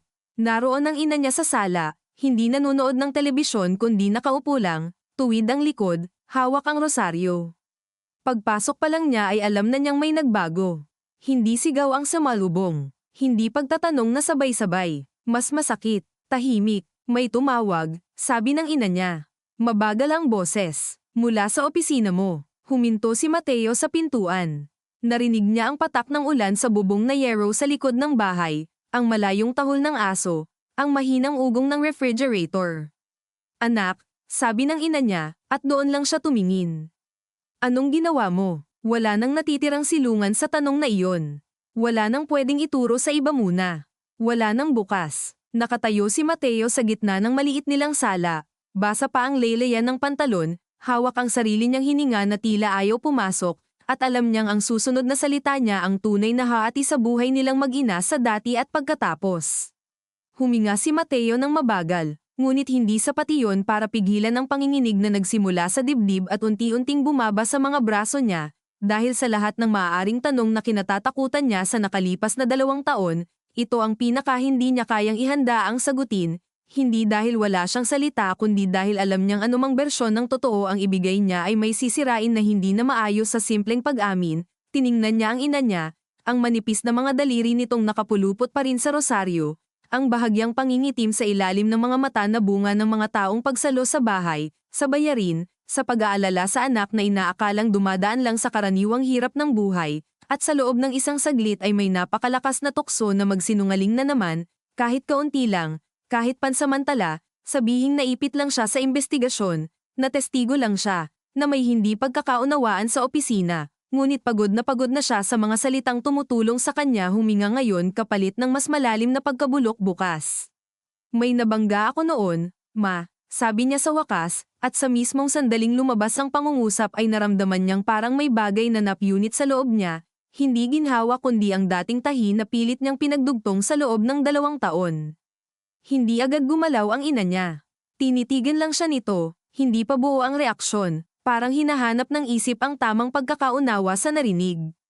Nabangga, ulit nito, Mahina. Noon pa. Tumango si Mateo. Basa pa rin ang buhok niya, at may tubig pang tumutulo mula sa laylayan ng polo niya papunta sa sahig. 2 taon na po. Sa pagkakataong iyon ay bumitaw ang rosaryo sa kamay ng ina niya at dahan-daang bumagsak sa kandang ganito. Hindi iyak ang unang dumating sa mukha ng matanda. Mas masakit, pagkalito, pagkasugat ng tiwala habang nangyayari pa lang. At ngayon ko lang nalaman. Tanong nito, ngayon mo lang sasabihin. Walang lakas ng loob si Mateo na umupo. Nakatayo lang siya sa gitna ng sala na parabang nararapat lang na wala siyang mayanding ginhawa. Natakot po ako, sabi niya, at agad niyang narinig kung gaano kapangit, kapayat, at kapamilyar ang linyang iyon. Natakot ka, ulit ng ina niya, at saka ito tumawa ng maikli, hindi dahil may nakakatawa kundi dahil may mga sandaling lumalabas ang tunog na iyon sa mga taong hindi pa matanggap ang sakit. Hindi ba lahat tayo natatakot? Pero hindi lahat nagtatago ng patay, anak. Napapikit si Mateo. Hindi siya makasagot, dahil tama. Lumapit ng kaunti ang ina niya. Napakabagal, parang may iniiwasan itong hukay sa pagitan nila. May namatay, tanong nito, at ngayon ay naroon na ang takot, ang pangingilag sa sagot na ayaw marinig pero kailangan. Opo, napahawak ang ina niya sa gilid ng mesa. Saglit nitong ipinikit ang mata, at nang muling damilat ay parang tumanda ito ng ilang taon sa loob lamang ng 1 minuto. At hinayaan mo lang, umuwi ka rito, kumain ka rito, natulog ka rito. Araw-araw, bawat tanong ay hindi kailangang sigaw para samugat. Tumango si Mateo ng mabagal, halos hindi na siya makahinga. Sinubukan ko pong putol nito, ayusin, kalimutan, magpanggap, napayuko siya. May mga tumulong po sa opisina noon. May nagtakip, hindi ko po hinarap. Narinig niya ang sariling boses na parang galing sa mas malayong bahagi ng katawan. Pero ngayon humarap na po ako. Nagbigay na ako ng statement. Sa pulis, kasama abogado, ang impormasyon ay pumasok sa mukha ng ina niya na parang isa pang hampas. Kaya pala may tumawag, napatango siya, tahimik na tumulo ang unang luha ng matanda, ngunit agad din itong pinahid iyon, hindi dahil tapos na kundi dahil sanay itong hindi magpakita ng buong bagsak kahit sa anak. Bakit ngayon? Tanong nito, mas mahina na. Bakit hindi noon? At dito nadurudge ng husto si Mateo, dahil maraming sagot ang posible at lahat ay nakakahiya. Dahil duwag siya, dahil ayaw niyang mawalan ng trabaho, dahil ayaw niyang mapahiya ang ina niya, dahil pinayagan niya ang mga mas may kapangyarihan na sabihing makakabuti sa lahat ang katahimikan. Dahil habang lumilipas ang panahon ay lalo niyang pinanagan ang bersyon ng sarili na pwedeng manatiling mabuting anak basta hindi masyadong huhukayan ng ilalim. Dahil po pinili ko ang sarili ko, sabi niya, at ito ang unang pagkakataon na buong-buo niyang nasabi ang ugat ng walang palusot. At habang tumatagal, lalo akong naging duwag. Hindi na tumugon agad ang ina niya. Umupo ito ng dahan-dahan, saka tumingin sa isang punto sa dingding na parang hindi siya kayang titigan ng diretso sa ilang segundo. Sa labas, patuloy ang ulan. May dumaan na tricycle. May batang sumigaw sa kalye. Ganoon pa rin ang gabi sa barangay, at sa normalidad na iyon ay mas malinaw ang pagkahiwalay ng maliit nilang bahay sa natitirang mundo. Anak kita, sabi ng ina niya makalipas ang mahabang katahimikan. Kahit anong sabihin ko, anak pa rin kita. Pero huwag mong asahan na hindi ako masusuka sa nalaman ko. Tumango si Mateo, at doon lang siya tuluyang naupo sa monoblock sa tapat, hindi dahil may pahintulot na siya kundi dahil nanginginig na ang tuhod niya. Hindi ko po hinihingi na patawarin niyo ako. Mabuti, sabi nito agad. Kasi hindi ko pa kaya. Ang diretsahang iyon ay dumiretso sa buto niya, ngunit may kakaibang katapatan ding dulot. Hindi ito melodramang yakapan agad. Hindi ito nanay na magsasabing naiintindihan ka na. Tunay ito, Pilipinong tahanan na ang pagmamahal ay hindi nawawala agad, pero ang tiwala ay maaaring mabasag ng tahimik at manatiling nakakalat sa sahig ng matagal. Maya-maya ay tinanong siya ng ina niya kung sino ang namatay, kung alam na ba ang pangalan, kung ano ang mangyayari sa kanya, kung makukulong ba siya. Hindi siya makasagot sa lahat. Hindi ko pa nga po alam ang pangalan noon, amin niya, at doon siya muling tiningnan ng ina niya na tila halos hindi makapaniwala sa antas ng pagtatago na nagawa niya. Diyos ko, bulong nito. Diyos ko, Mateo. Nang matapos ang usapan, walang yakap, walang malinaw na pagtatapos. Tumayo ang ina niya at pumasok sa kwarto nito, isinara ang pinto ng hindi marahas ngunit tiyak. Naiwan si Mateo sa sala, kasama ang tik-atik ng ulan at ang malamig na pagkain sa mesa. Hindi siya kumain. Hindi rin siya tumayo agad. Umupo lang siya roon ng matagal, tinitingnan ang pintong sinarahan ng ina niya at dinadama ang kakaibang sakit ng pagkakatotoo, hindi na sikreto, ngunit hindi rin kagaanan. Sa madaling araw, nakatulog siya ng kaunti sa upuan at nagising sa tunog ng cellphone. Si Attorney Vera, agad niyang sinagot, "Mr. Santiago," sabi nito, diretso sa paksa, "may update. Na-trace na ang probable victim ng lumang incident base sa location at date. A male pedestrian named Ernesto Valdez. May asawa, isang anak na babae. Naka-file noon as unsolved vehicular fatality." Nang marinig ni Mateo ang pangalan ay wala siyang naramdamang dramatic revelation, walang biglang pagsigaw ng budi. Mas masakit, tahimik, isang pangalan sa wakas. Isang totoong tao na hindi na abstract na bangkay sa ulan. Ernesto Valdez. Inulit niya iyon sa isip na parang obligasyong huli ng tinutupad. May isa pa, dagdag ng abogado. May kontak kami sa dating empleyado ng Silvercrest. Mukhang willing magsalita si Benji Villanueva, pero gusto niya ng assurance na may counsel at formal setting. At sa current case ni Ana, may nakuha ang investigators mula sa isang traffic camera sa malayong anggulo. Hindi klaro lahat, pero may dark sedan nga sa gilid bago ang impact. Hindi pa alam kung may direct involvement o incidental lang. Napatayo si Mateo. Kulang ang tulog, mabigat ang katawan, ngunit biglang humigpit ang dibdib niya. "Kailan po?" "This afternoon. Sa opisina ko. Darating si Benji." Doon nagsimulang maghanda ang huling yugto ng lahat, hindi sa paraang marainggol kundi sa anyo ng isa na namang mesa, isa na namang dokumento, isa na namang taong matagal nang nanahimik at ngayoy kailangang pumili kung itutuloy pa ang lumang kasunduan ng katahimikan o magsasalita na rin. Nang magpaalam si Mateo sa ina niyang nasa kusina na at hindi siya tiningnan ng diretso, "Isang aalis muna po ako lang," ang nasabi niya. Tumango lamang ang matanda, walang dagdag. Ang kawalan ng dating lamang ay parang sugat na walang benda. Sa biyahe papuntang opisina ng abogado, paulit-ulit sa isip niya ang pangalang Ernesto, at kasabay nito ay ang imahe ng isang pamilyang hindi niya kilala. Naalala niya si Ramon, si Mika, si Ana. Tila iisang hibla na ngayon ang dalawang aksidente, hindi man sigurado ang legal na koneksyon, kundi sa paraan ng pag-ikot ng parehong tema. May isang taong namamatay sa kalsada at may mga buhay na kailangang magpatuloy sa bigat ng pagkawala habang may ibang pinipiling ilihis ang tingin para hindi madamay. Sa opisina ni Attorney Vera, naroon na si Ramon nang dumating siya. Mas mukhang pagod ito kaysa kahapon. May dala itong itim na polo para sa burol at amoy kape at kulang sa tulog. Tumango lang ito sa kanya. Wala nang insulto, wala ring init. Isang mapaklang kooperasyon na lang na pinagdudugtong ng pangangailangang malaman ang totoo. Ilang minuto pa, dumating si Benji. Mas tumanda ito kaysa sa alaala ni Mateo, may umuurong ng hairline, medyo lumaki ang tiyan, pero nandoon pa rin ang parehong kilos ng lalaking sanay umiwas sa diretsong sagot sa opisina. Nang makita si Mateo, huminto ito sa may pinto. "Grabe ka," iyon agad ang unang sinabi, pabulong ngunit may halong inis at takot. "Tinuloy mo talaga." Hindi sumagot si Mateo. Naupo sila. Nandoon din si Attorney Vera, may notepad, at isang junior associate para mag-document. "Mr. Villanueva," panimula ng abogado, "we ask you here because you may have knowledge relevant to a prior vehicular fatality and possible corporate concealment. You are free to leave, but if you speak, we document." Napalunok si Benji. Tumingin ito kay Mateo, saka kay Ramon na hindi niya kilala, saka sa mesa. "Hindi ko alam kung bakit ako nandito," sabi nito sa simula, reflex ng pagtatanggi, ngunit hindi na iyon tumagal ng higit sa ilang minuto. Isa-isa ring nabasag ang depensa niya sa harap ng mga partikular na detalye, ang petsa, ang sasakyan, ang toll year, ang cash payment. Sa huli, napasandal siya at napamura ng mahina. "Oo," sabi nito, "may nangyari. At oo, may nagutos na tahimik na lang."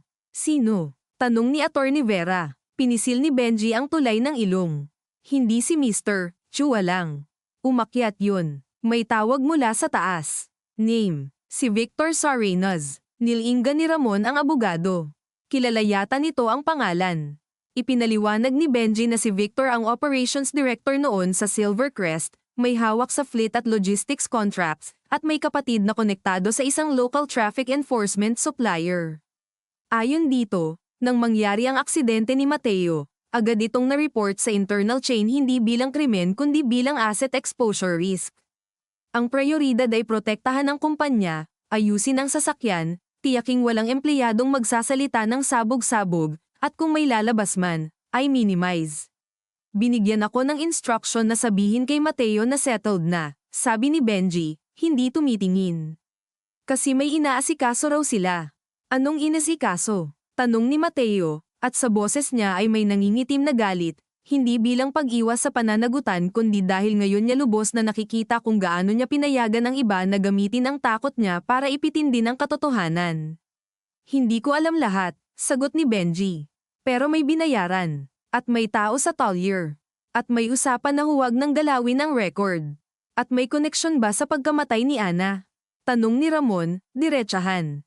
Umiling si Benji agad. Hindi ko alam. Pero, huminto ito. Naging mas mabigat ang katahimikan. Pero ano? Tanong ni Attorney Vera. May dark sedan na ginagamit si Victor dati. Driver minsan siya mismo. Nasa area siya minsan ng Quezon City dahil may meeting siya nitong linggo sa may project site. Narinig ko lang from an old group chat. Walang nagsalita agad. Hindi pa iyon ebidensya. Hindi pa iyon koneksyon. Ngunit sapat para gumalaw ang linya ng investigasyon. Ipinaliwanag ni Attorney Vera na kailangan itong ibigay agad sa investigators at hindi pwedeng sa haka-haka lang umasa. Pagkatapos ng pahayag ni Benji, tumawag si LT, Sarmiento at pinapunta silang lahat sa himpilan. Doon, humaba ang hapon at naging gabi sa ilalim ng fluorescent lights at papel. Ininterview si Benji. Kinumpirma ang pangalan ni Victor Sarinas. Kinuha ang lumang group chat screenshots. Ipinakita rin ni LT, Sarmiento ang bahagyang enhanced still mula sa traffic footage, malabong frame ng kalsada, si Ana sa gilid, ang bus sa paparating na linya, at sa pinakadulong bahagi ay isang dark sedan na bahagyang nakaanggulo na parang tumabi o umiwas ng bigla. Hindi sapat para sabihing nanulak, hindi sapat para sabihing may kasalanan, ngunit sapat para sabihing naroon. We are bringing Sarinas in for questioning, sabi ng tenyente. But do not build your peace on that. Even if he is there, causation is another matter. Walang sumagot, dahil alam nilang totoo iyon. Pagsapit ng gabi, napagod ang lahat. Ngunit hindi pa tapos ang araw. Nagpaalam si Ramon na pupunta sa burol. Bago ito umalis, huminto ito sa harap ni Mateo. May pangalan na ang lalaking iniwan mo, sabi nito. Ernesto. Tumango si Mateo. Nanlalabo ang paningin hindi dahil sa luha pa kundi sa bigat ng pagkakaroon ng pangalang hindi na niya maitataboy. Oo, puntahan mo sila, sabi ni Ramon. Kung totoong humaharap ka na. Hindi para patawarin ka, para marinig nila galing sa bibig mo. Parang sumikip ang silid. Ang naisip niya agad ay hindi niya kaya. Ngunit iyon din ang sinabi niya sa maraming bagay na ginawa niya rin sa bandang huli. Alam mo ba kung nasaan sila? Tanong niya. May address sa old case notes, sagot ni LT, Sarmiento mula sa likod, na tila narinig ang usapan. Asawa lives now in Rodriguez, Rizal. Daughter is adult already. Adult already. 2 taon lang ang lumipas pero sapat na para may edad ng mas malinaw ang galit, mas buong tao ang maaaring kaharapin niya. Sa gabing iyon, pumunta siya sa burol ni Ana. Hindi siya lumapit sa kabaong agad. Tumayo lang siya sa pinakalikod ng chapel. Amoy kandila at bulaklak at kape ng mga bisita. Naroon si Mika, maliit, nakaitim, nakaupo sa tabi ng larawan ng ina niya at mukhang hindi pagod umiyak kundi pagod umunawa. Nang dumaan si Ramon sa harap niya, hindi ito huminto. Hindi rin siya pinaalis. Sa espasyong iyon, natutunan ni Mateo ang isang anyo ng kaparusahan na walang korte, ang maging presensya na walang karapatang umangkin ng anumang sentro sa isang pighatang hindi naman kanya, habang alam niyang may bahagi rin siyang dinadala na dugo mula sa ibang bahay, ibang kabaong, ibang pamilya. Umalis siya nang walang kinausap kundi si Celia, na nagsabing mahina ngunit diretso, bukas o makalawa, dadalhin ka rin ng proseso kung saan ka dapat dalhin. Huwag ka nang mawawala sa gitna. Hindi siya nawala. Kinabukasan, Kasama ang abogado, bumiyahe siya papuntang Rodriguez para hanapin ang pamilya ni Ernesto Valdez.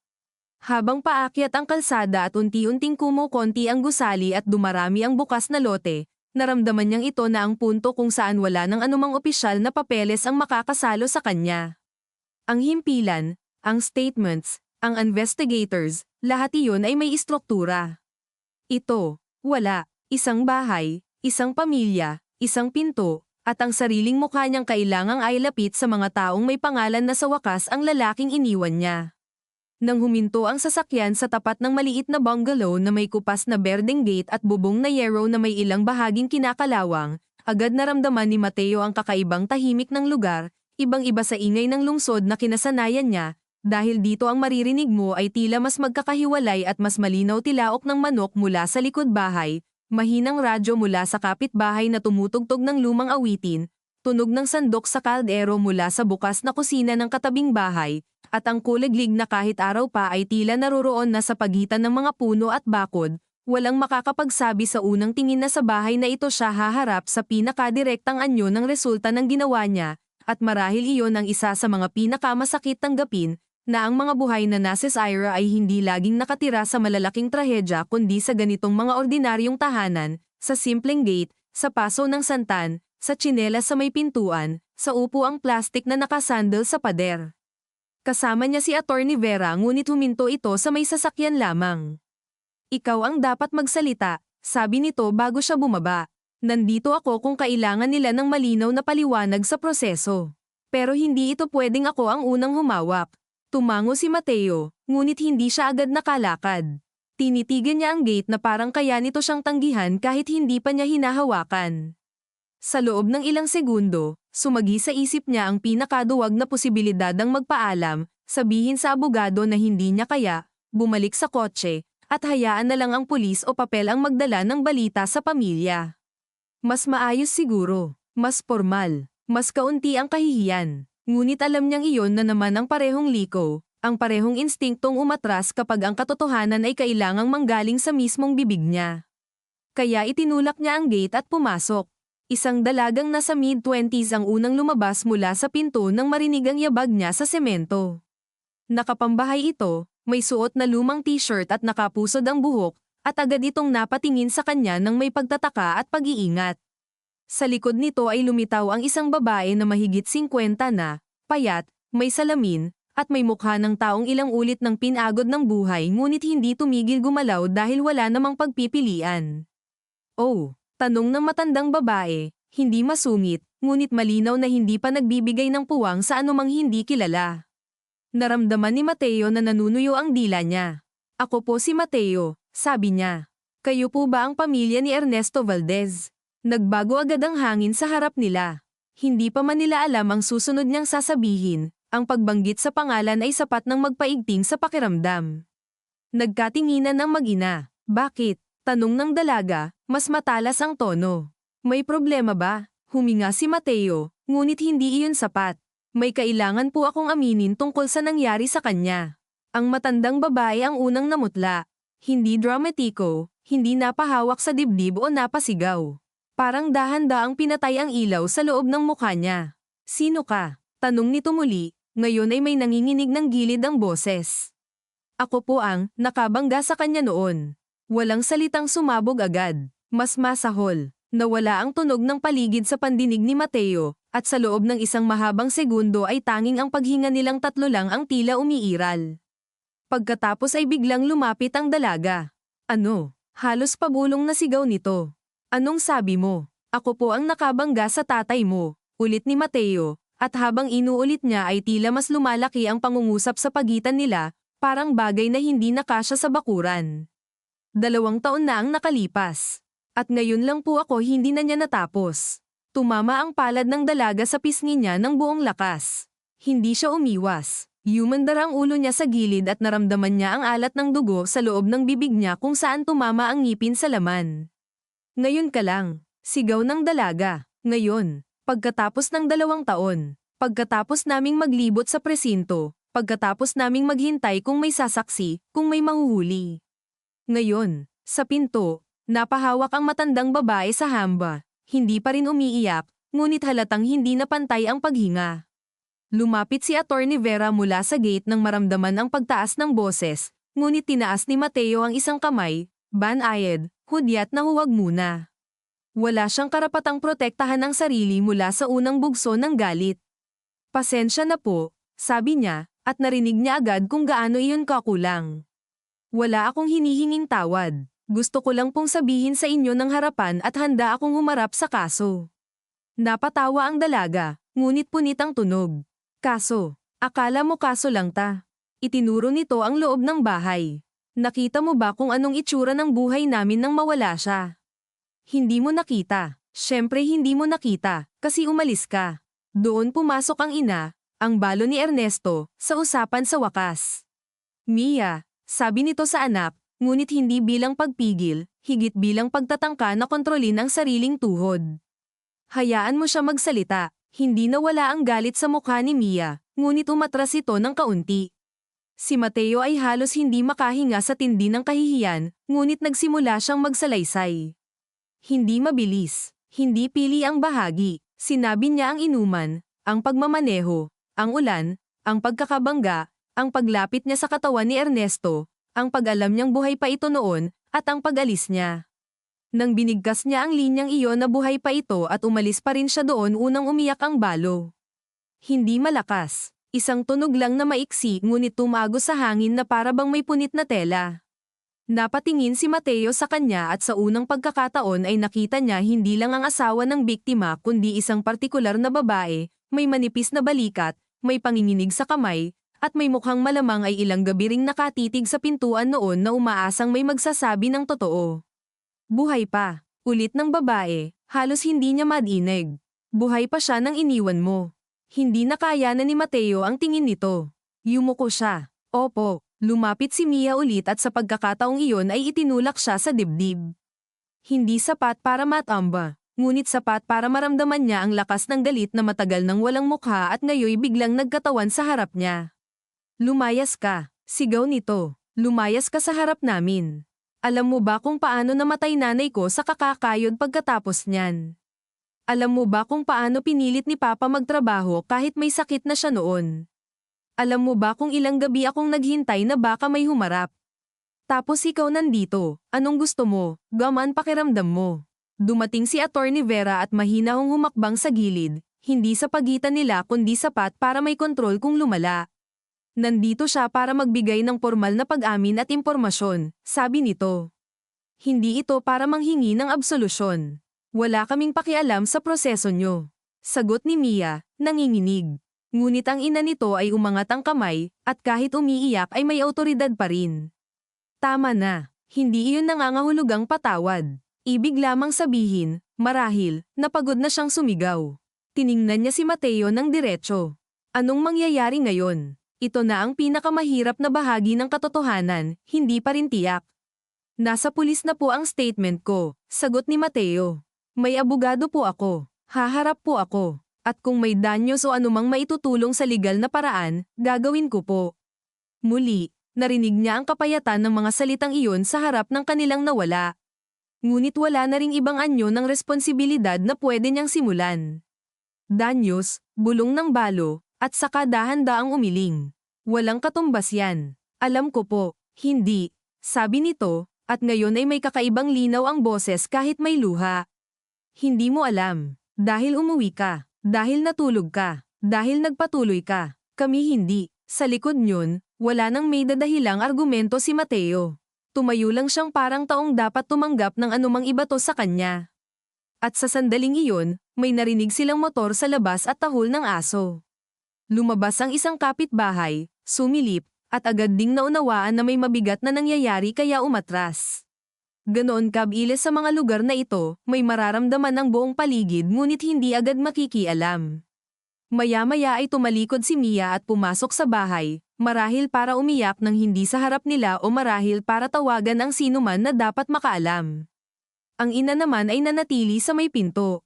Ayokong makita ka ulit ng walang dahilan, sabi nito kay Mateo. Kung may hearing, pupunta kami. Kung may papel, tanggapin namin. Pero huwag kang aasa na dahil humarap ka ngayon, may nabawasan. Hindi po ako aasa, sagot niya. At totoo iyon. Nang umalis sila roon, pakiramdam ni Mateo ay mas mabigat pa siya kaysa pagdating nila, ngunit may kakaibang paninikip na mas malinaw ang hugis. Sa kotse, tahimik si Attorney Vera sa unang ilang minuto bago nagsabing, "That went as expected." Natawa si Mateo ng bahagya, walang saya. Masakit pa rin. Dapat lang, sabi nito, hindi malupit, hindi rin malambing. Ang tanong lang lagi ay ano ang gagawin mo pagkatapos ng sakit. Pagbalik nila sa lungsod ay agad silang dumiretso sa himpilan. Nandoon si LT, Sarmiento, may bagong folder sa mesa at mas mabigat ang mukha kaysa dati. Naroon din si Ramon, nakaupo sa sulok, at nang makita si Mateo ay mabilis na dumaan ang tingin sa namumulang pisngi nito ngunit wala itong sinabi. May development, sabi ng tenyente. Na-question na si Victor Sarenas. Tahimik silang lahat, aminado siya ang nasa dark sedan. Hindi siya umamin na may intensyon siyang saktan si Ana. Ang sabi niya, nag-text siya habang nagmamaneho, napalapit sa gilid, bumusina, at maaaring nagulat si Ana kaya napaatras sa maling tiyempo bago dumating ang bus. Then he fled because he panicked, especially after realizing there was a major impact. Napapikit si Ramon. Wala pa ring buong hustisya sa sagot na iyon. Walang malinaw na panunulak, walang cinematic mastermind. Isang mayabang, sanay sa kapangyarihan, at marunong tumakas na lalaki lang na nagmaneho ng pabaya at piniling unahin ang sarili nang may mangyaring masama. May case ba? Tanong ni Ramon, tuyong-tuyo ang boses. Possible reckless imprudence resulting in homicide, failure to render assistance, and ancillary charges depending on corroboration and prosecutor review, sagot ni LT, Sarmiento. We are still building it. The bus driver also has liability issues to answer. Hindi clean line ang causation. Pero may laban. Natahimik si Ramon. Hindi iyon ang sagot na gusto ng pighati. Gusto sana ng pighati ang buo, tiyak, at agarang pangalang pagdudugtungan ng galit. Ngunit sa totoong buhay, madalas naghahati-hati ang sisi, pumapangit ang proseso, at ang katotohanan ay hindi sapat para patahimikin ang pagkawala. So ano ngayon? Tanong niya pagkaraan. Makukulong siya. Babalik si Ana. Walang sumagot agad. Dahil walang gustong magsinungaling. Nang maglaon ay umupo si Mateo sa bench sa labas ng investigasyon habang hinihintay ang susunod na dokumento. Katabi niya si Ramon. Sa yunay walang umiimik. Sa bakuran, papalubog na ang araw. May nagwawalis na utility worker. May batang pumasok kasama ang ina para sa blotter tungkol sa nawawalang cellphone. Ordinaryo pa rin ang mundo. May pangalan na rin ang lalaki, sabi ni Ramon makalipas ang ilang minuto. Victor, pero hindi ko alam kung anong gagawin ko sa pangalang yun. Tumango si Mateo. Ako rin po, kay Ernesto. Hindi magaan no? Tanong ni Ramon, ngunit hindi ito tunay na tanong kundi pagod na obserbasyon. Akala ko kapag may sagot na, may luluwag. Wala po. Tumingin si Ramon sa kanya, at sa unang pagkakataon mula nang magkakilala sila ay walang galit sa tingin, ngunit wala ring kapatawaran. Hindi kita mapapatawad ngayon, sabi nito. Baka hindi kailanman. Pero may isang bagay akong aaminin. Simula nang mamatay si Ana, gusto kong may masisi na buo para madali. Ngayon, meron na tayong mga pangalan, pero hindi pa rin madali. Napayuko si Mateo. Pasensya na po, huwag mo nang ibalik ulit yan, sagot ni Ramon. Gawin mo na lang lahat ng dapat mong gawin. At iyon marahil ang pinakamalapit sa biyayang matatanggap niya mula sa lalaking iyon, hindi yakap, hindi tawad, kundi utos na maging tapat hanggang dulo. Sa mga sumunod na araw, mabilis at mabagal sabay ang buhay. Nasuspend si Mateo sa trabaho, at nang magpunta siya sa opisina para kunin ang ilang gamit, hindi siya pinigilan ni Mr. Chua ngunit hindi rin siya nito tiningnan ng diretso. Sa loob ng glass partition, maikli lang ang sinabi ng matanda, "You should have kept quiet." Sa pangungusap na iyon, may matandang sistema ng pagtatakip, ng pagtingin sa tao bilang asset at liability, at alam ni Mateo na kahit may parte siyang dapat sagutin ng buo, may mas malawak ding pagkakasala ang mga taong tinulungan siyang manatiling tahimik dahil mas madali para sa kanila. Hindi na siya nakipagtalo. Iniwan niya ang company id, kinuha ang mug at jacket, at lumabas habang si Liza ay nakatayo lang sa malayo, hindi lumalapit, ngunit bahagyang tumango. Naintindihan niya ang tango na iyon, hindi suporta, hindi paghusga lang, kundi pagkilala na wala ng normal na usapan na may lalapat sa nangyari. Sa bahay naman, hindi agad bumalik ang dati sa ina niya. May mga araw na kakausapin siya nito tungkol sa mga praktikal na bagay, kung kakain ba siya, kung may hearing kailan, kung may pambayad pa ba sila sa kuryente, ngunit iniiwasan nito ang mahahabang tingin. Isang gabi, matapos ang hearing schedule conference, nadatnan niyang gising pa ito sa sala. Umupo siya sa tapat, hindi sigurado kung may dapat sabihin. Ang nauna magsalita ang ina niya. "Pinagdadasal kita," sabi nito, mabagal. "Pero huwag mong isipin na kaya kita ipagtanggol sa ginawa mo. Ang ipinagdadasal ko, huwag kang magsinungaling ulit kahit masakit." Napalunok si Mateo. "Opo, at may isa pa," dagdag nito, hawak ang tasa ng malamig ng salabat. "Kapag dumating ang araw na gusto mo nang umatras sa proseso dahil pagod ka na, isipin mo yung 2 bahay na pinuntahan mo. Huwag mo nang unahin ang hiya mo." Sa puntong iyon, alam niyang hindi pa sila ayos, ngunit may isang manipis na tulay na muling itinatayo ng katapatan, hindi ng pagkalimot. Dumating ang mga unang formal na hakbang ng kaso. Nakasuhan si Victor, ang bus driver, at si Mateo sa kani-kanilang hiwalay ngunit magkaugnay na landas ng batas. Umusad din ang investigasyon sa Silvercrest at sa posibleng obstruction. Hindi niya alam kung hanggang saan ang aabot yun, kung may tunay na mananagot sa antas na iyon o kung may iba na namang lalabas na magagaling na abogado at teknikalidad.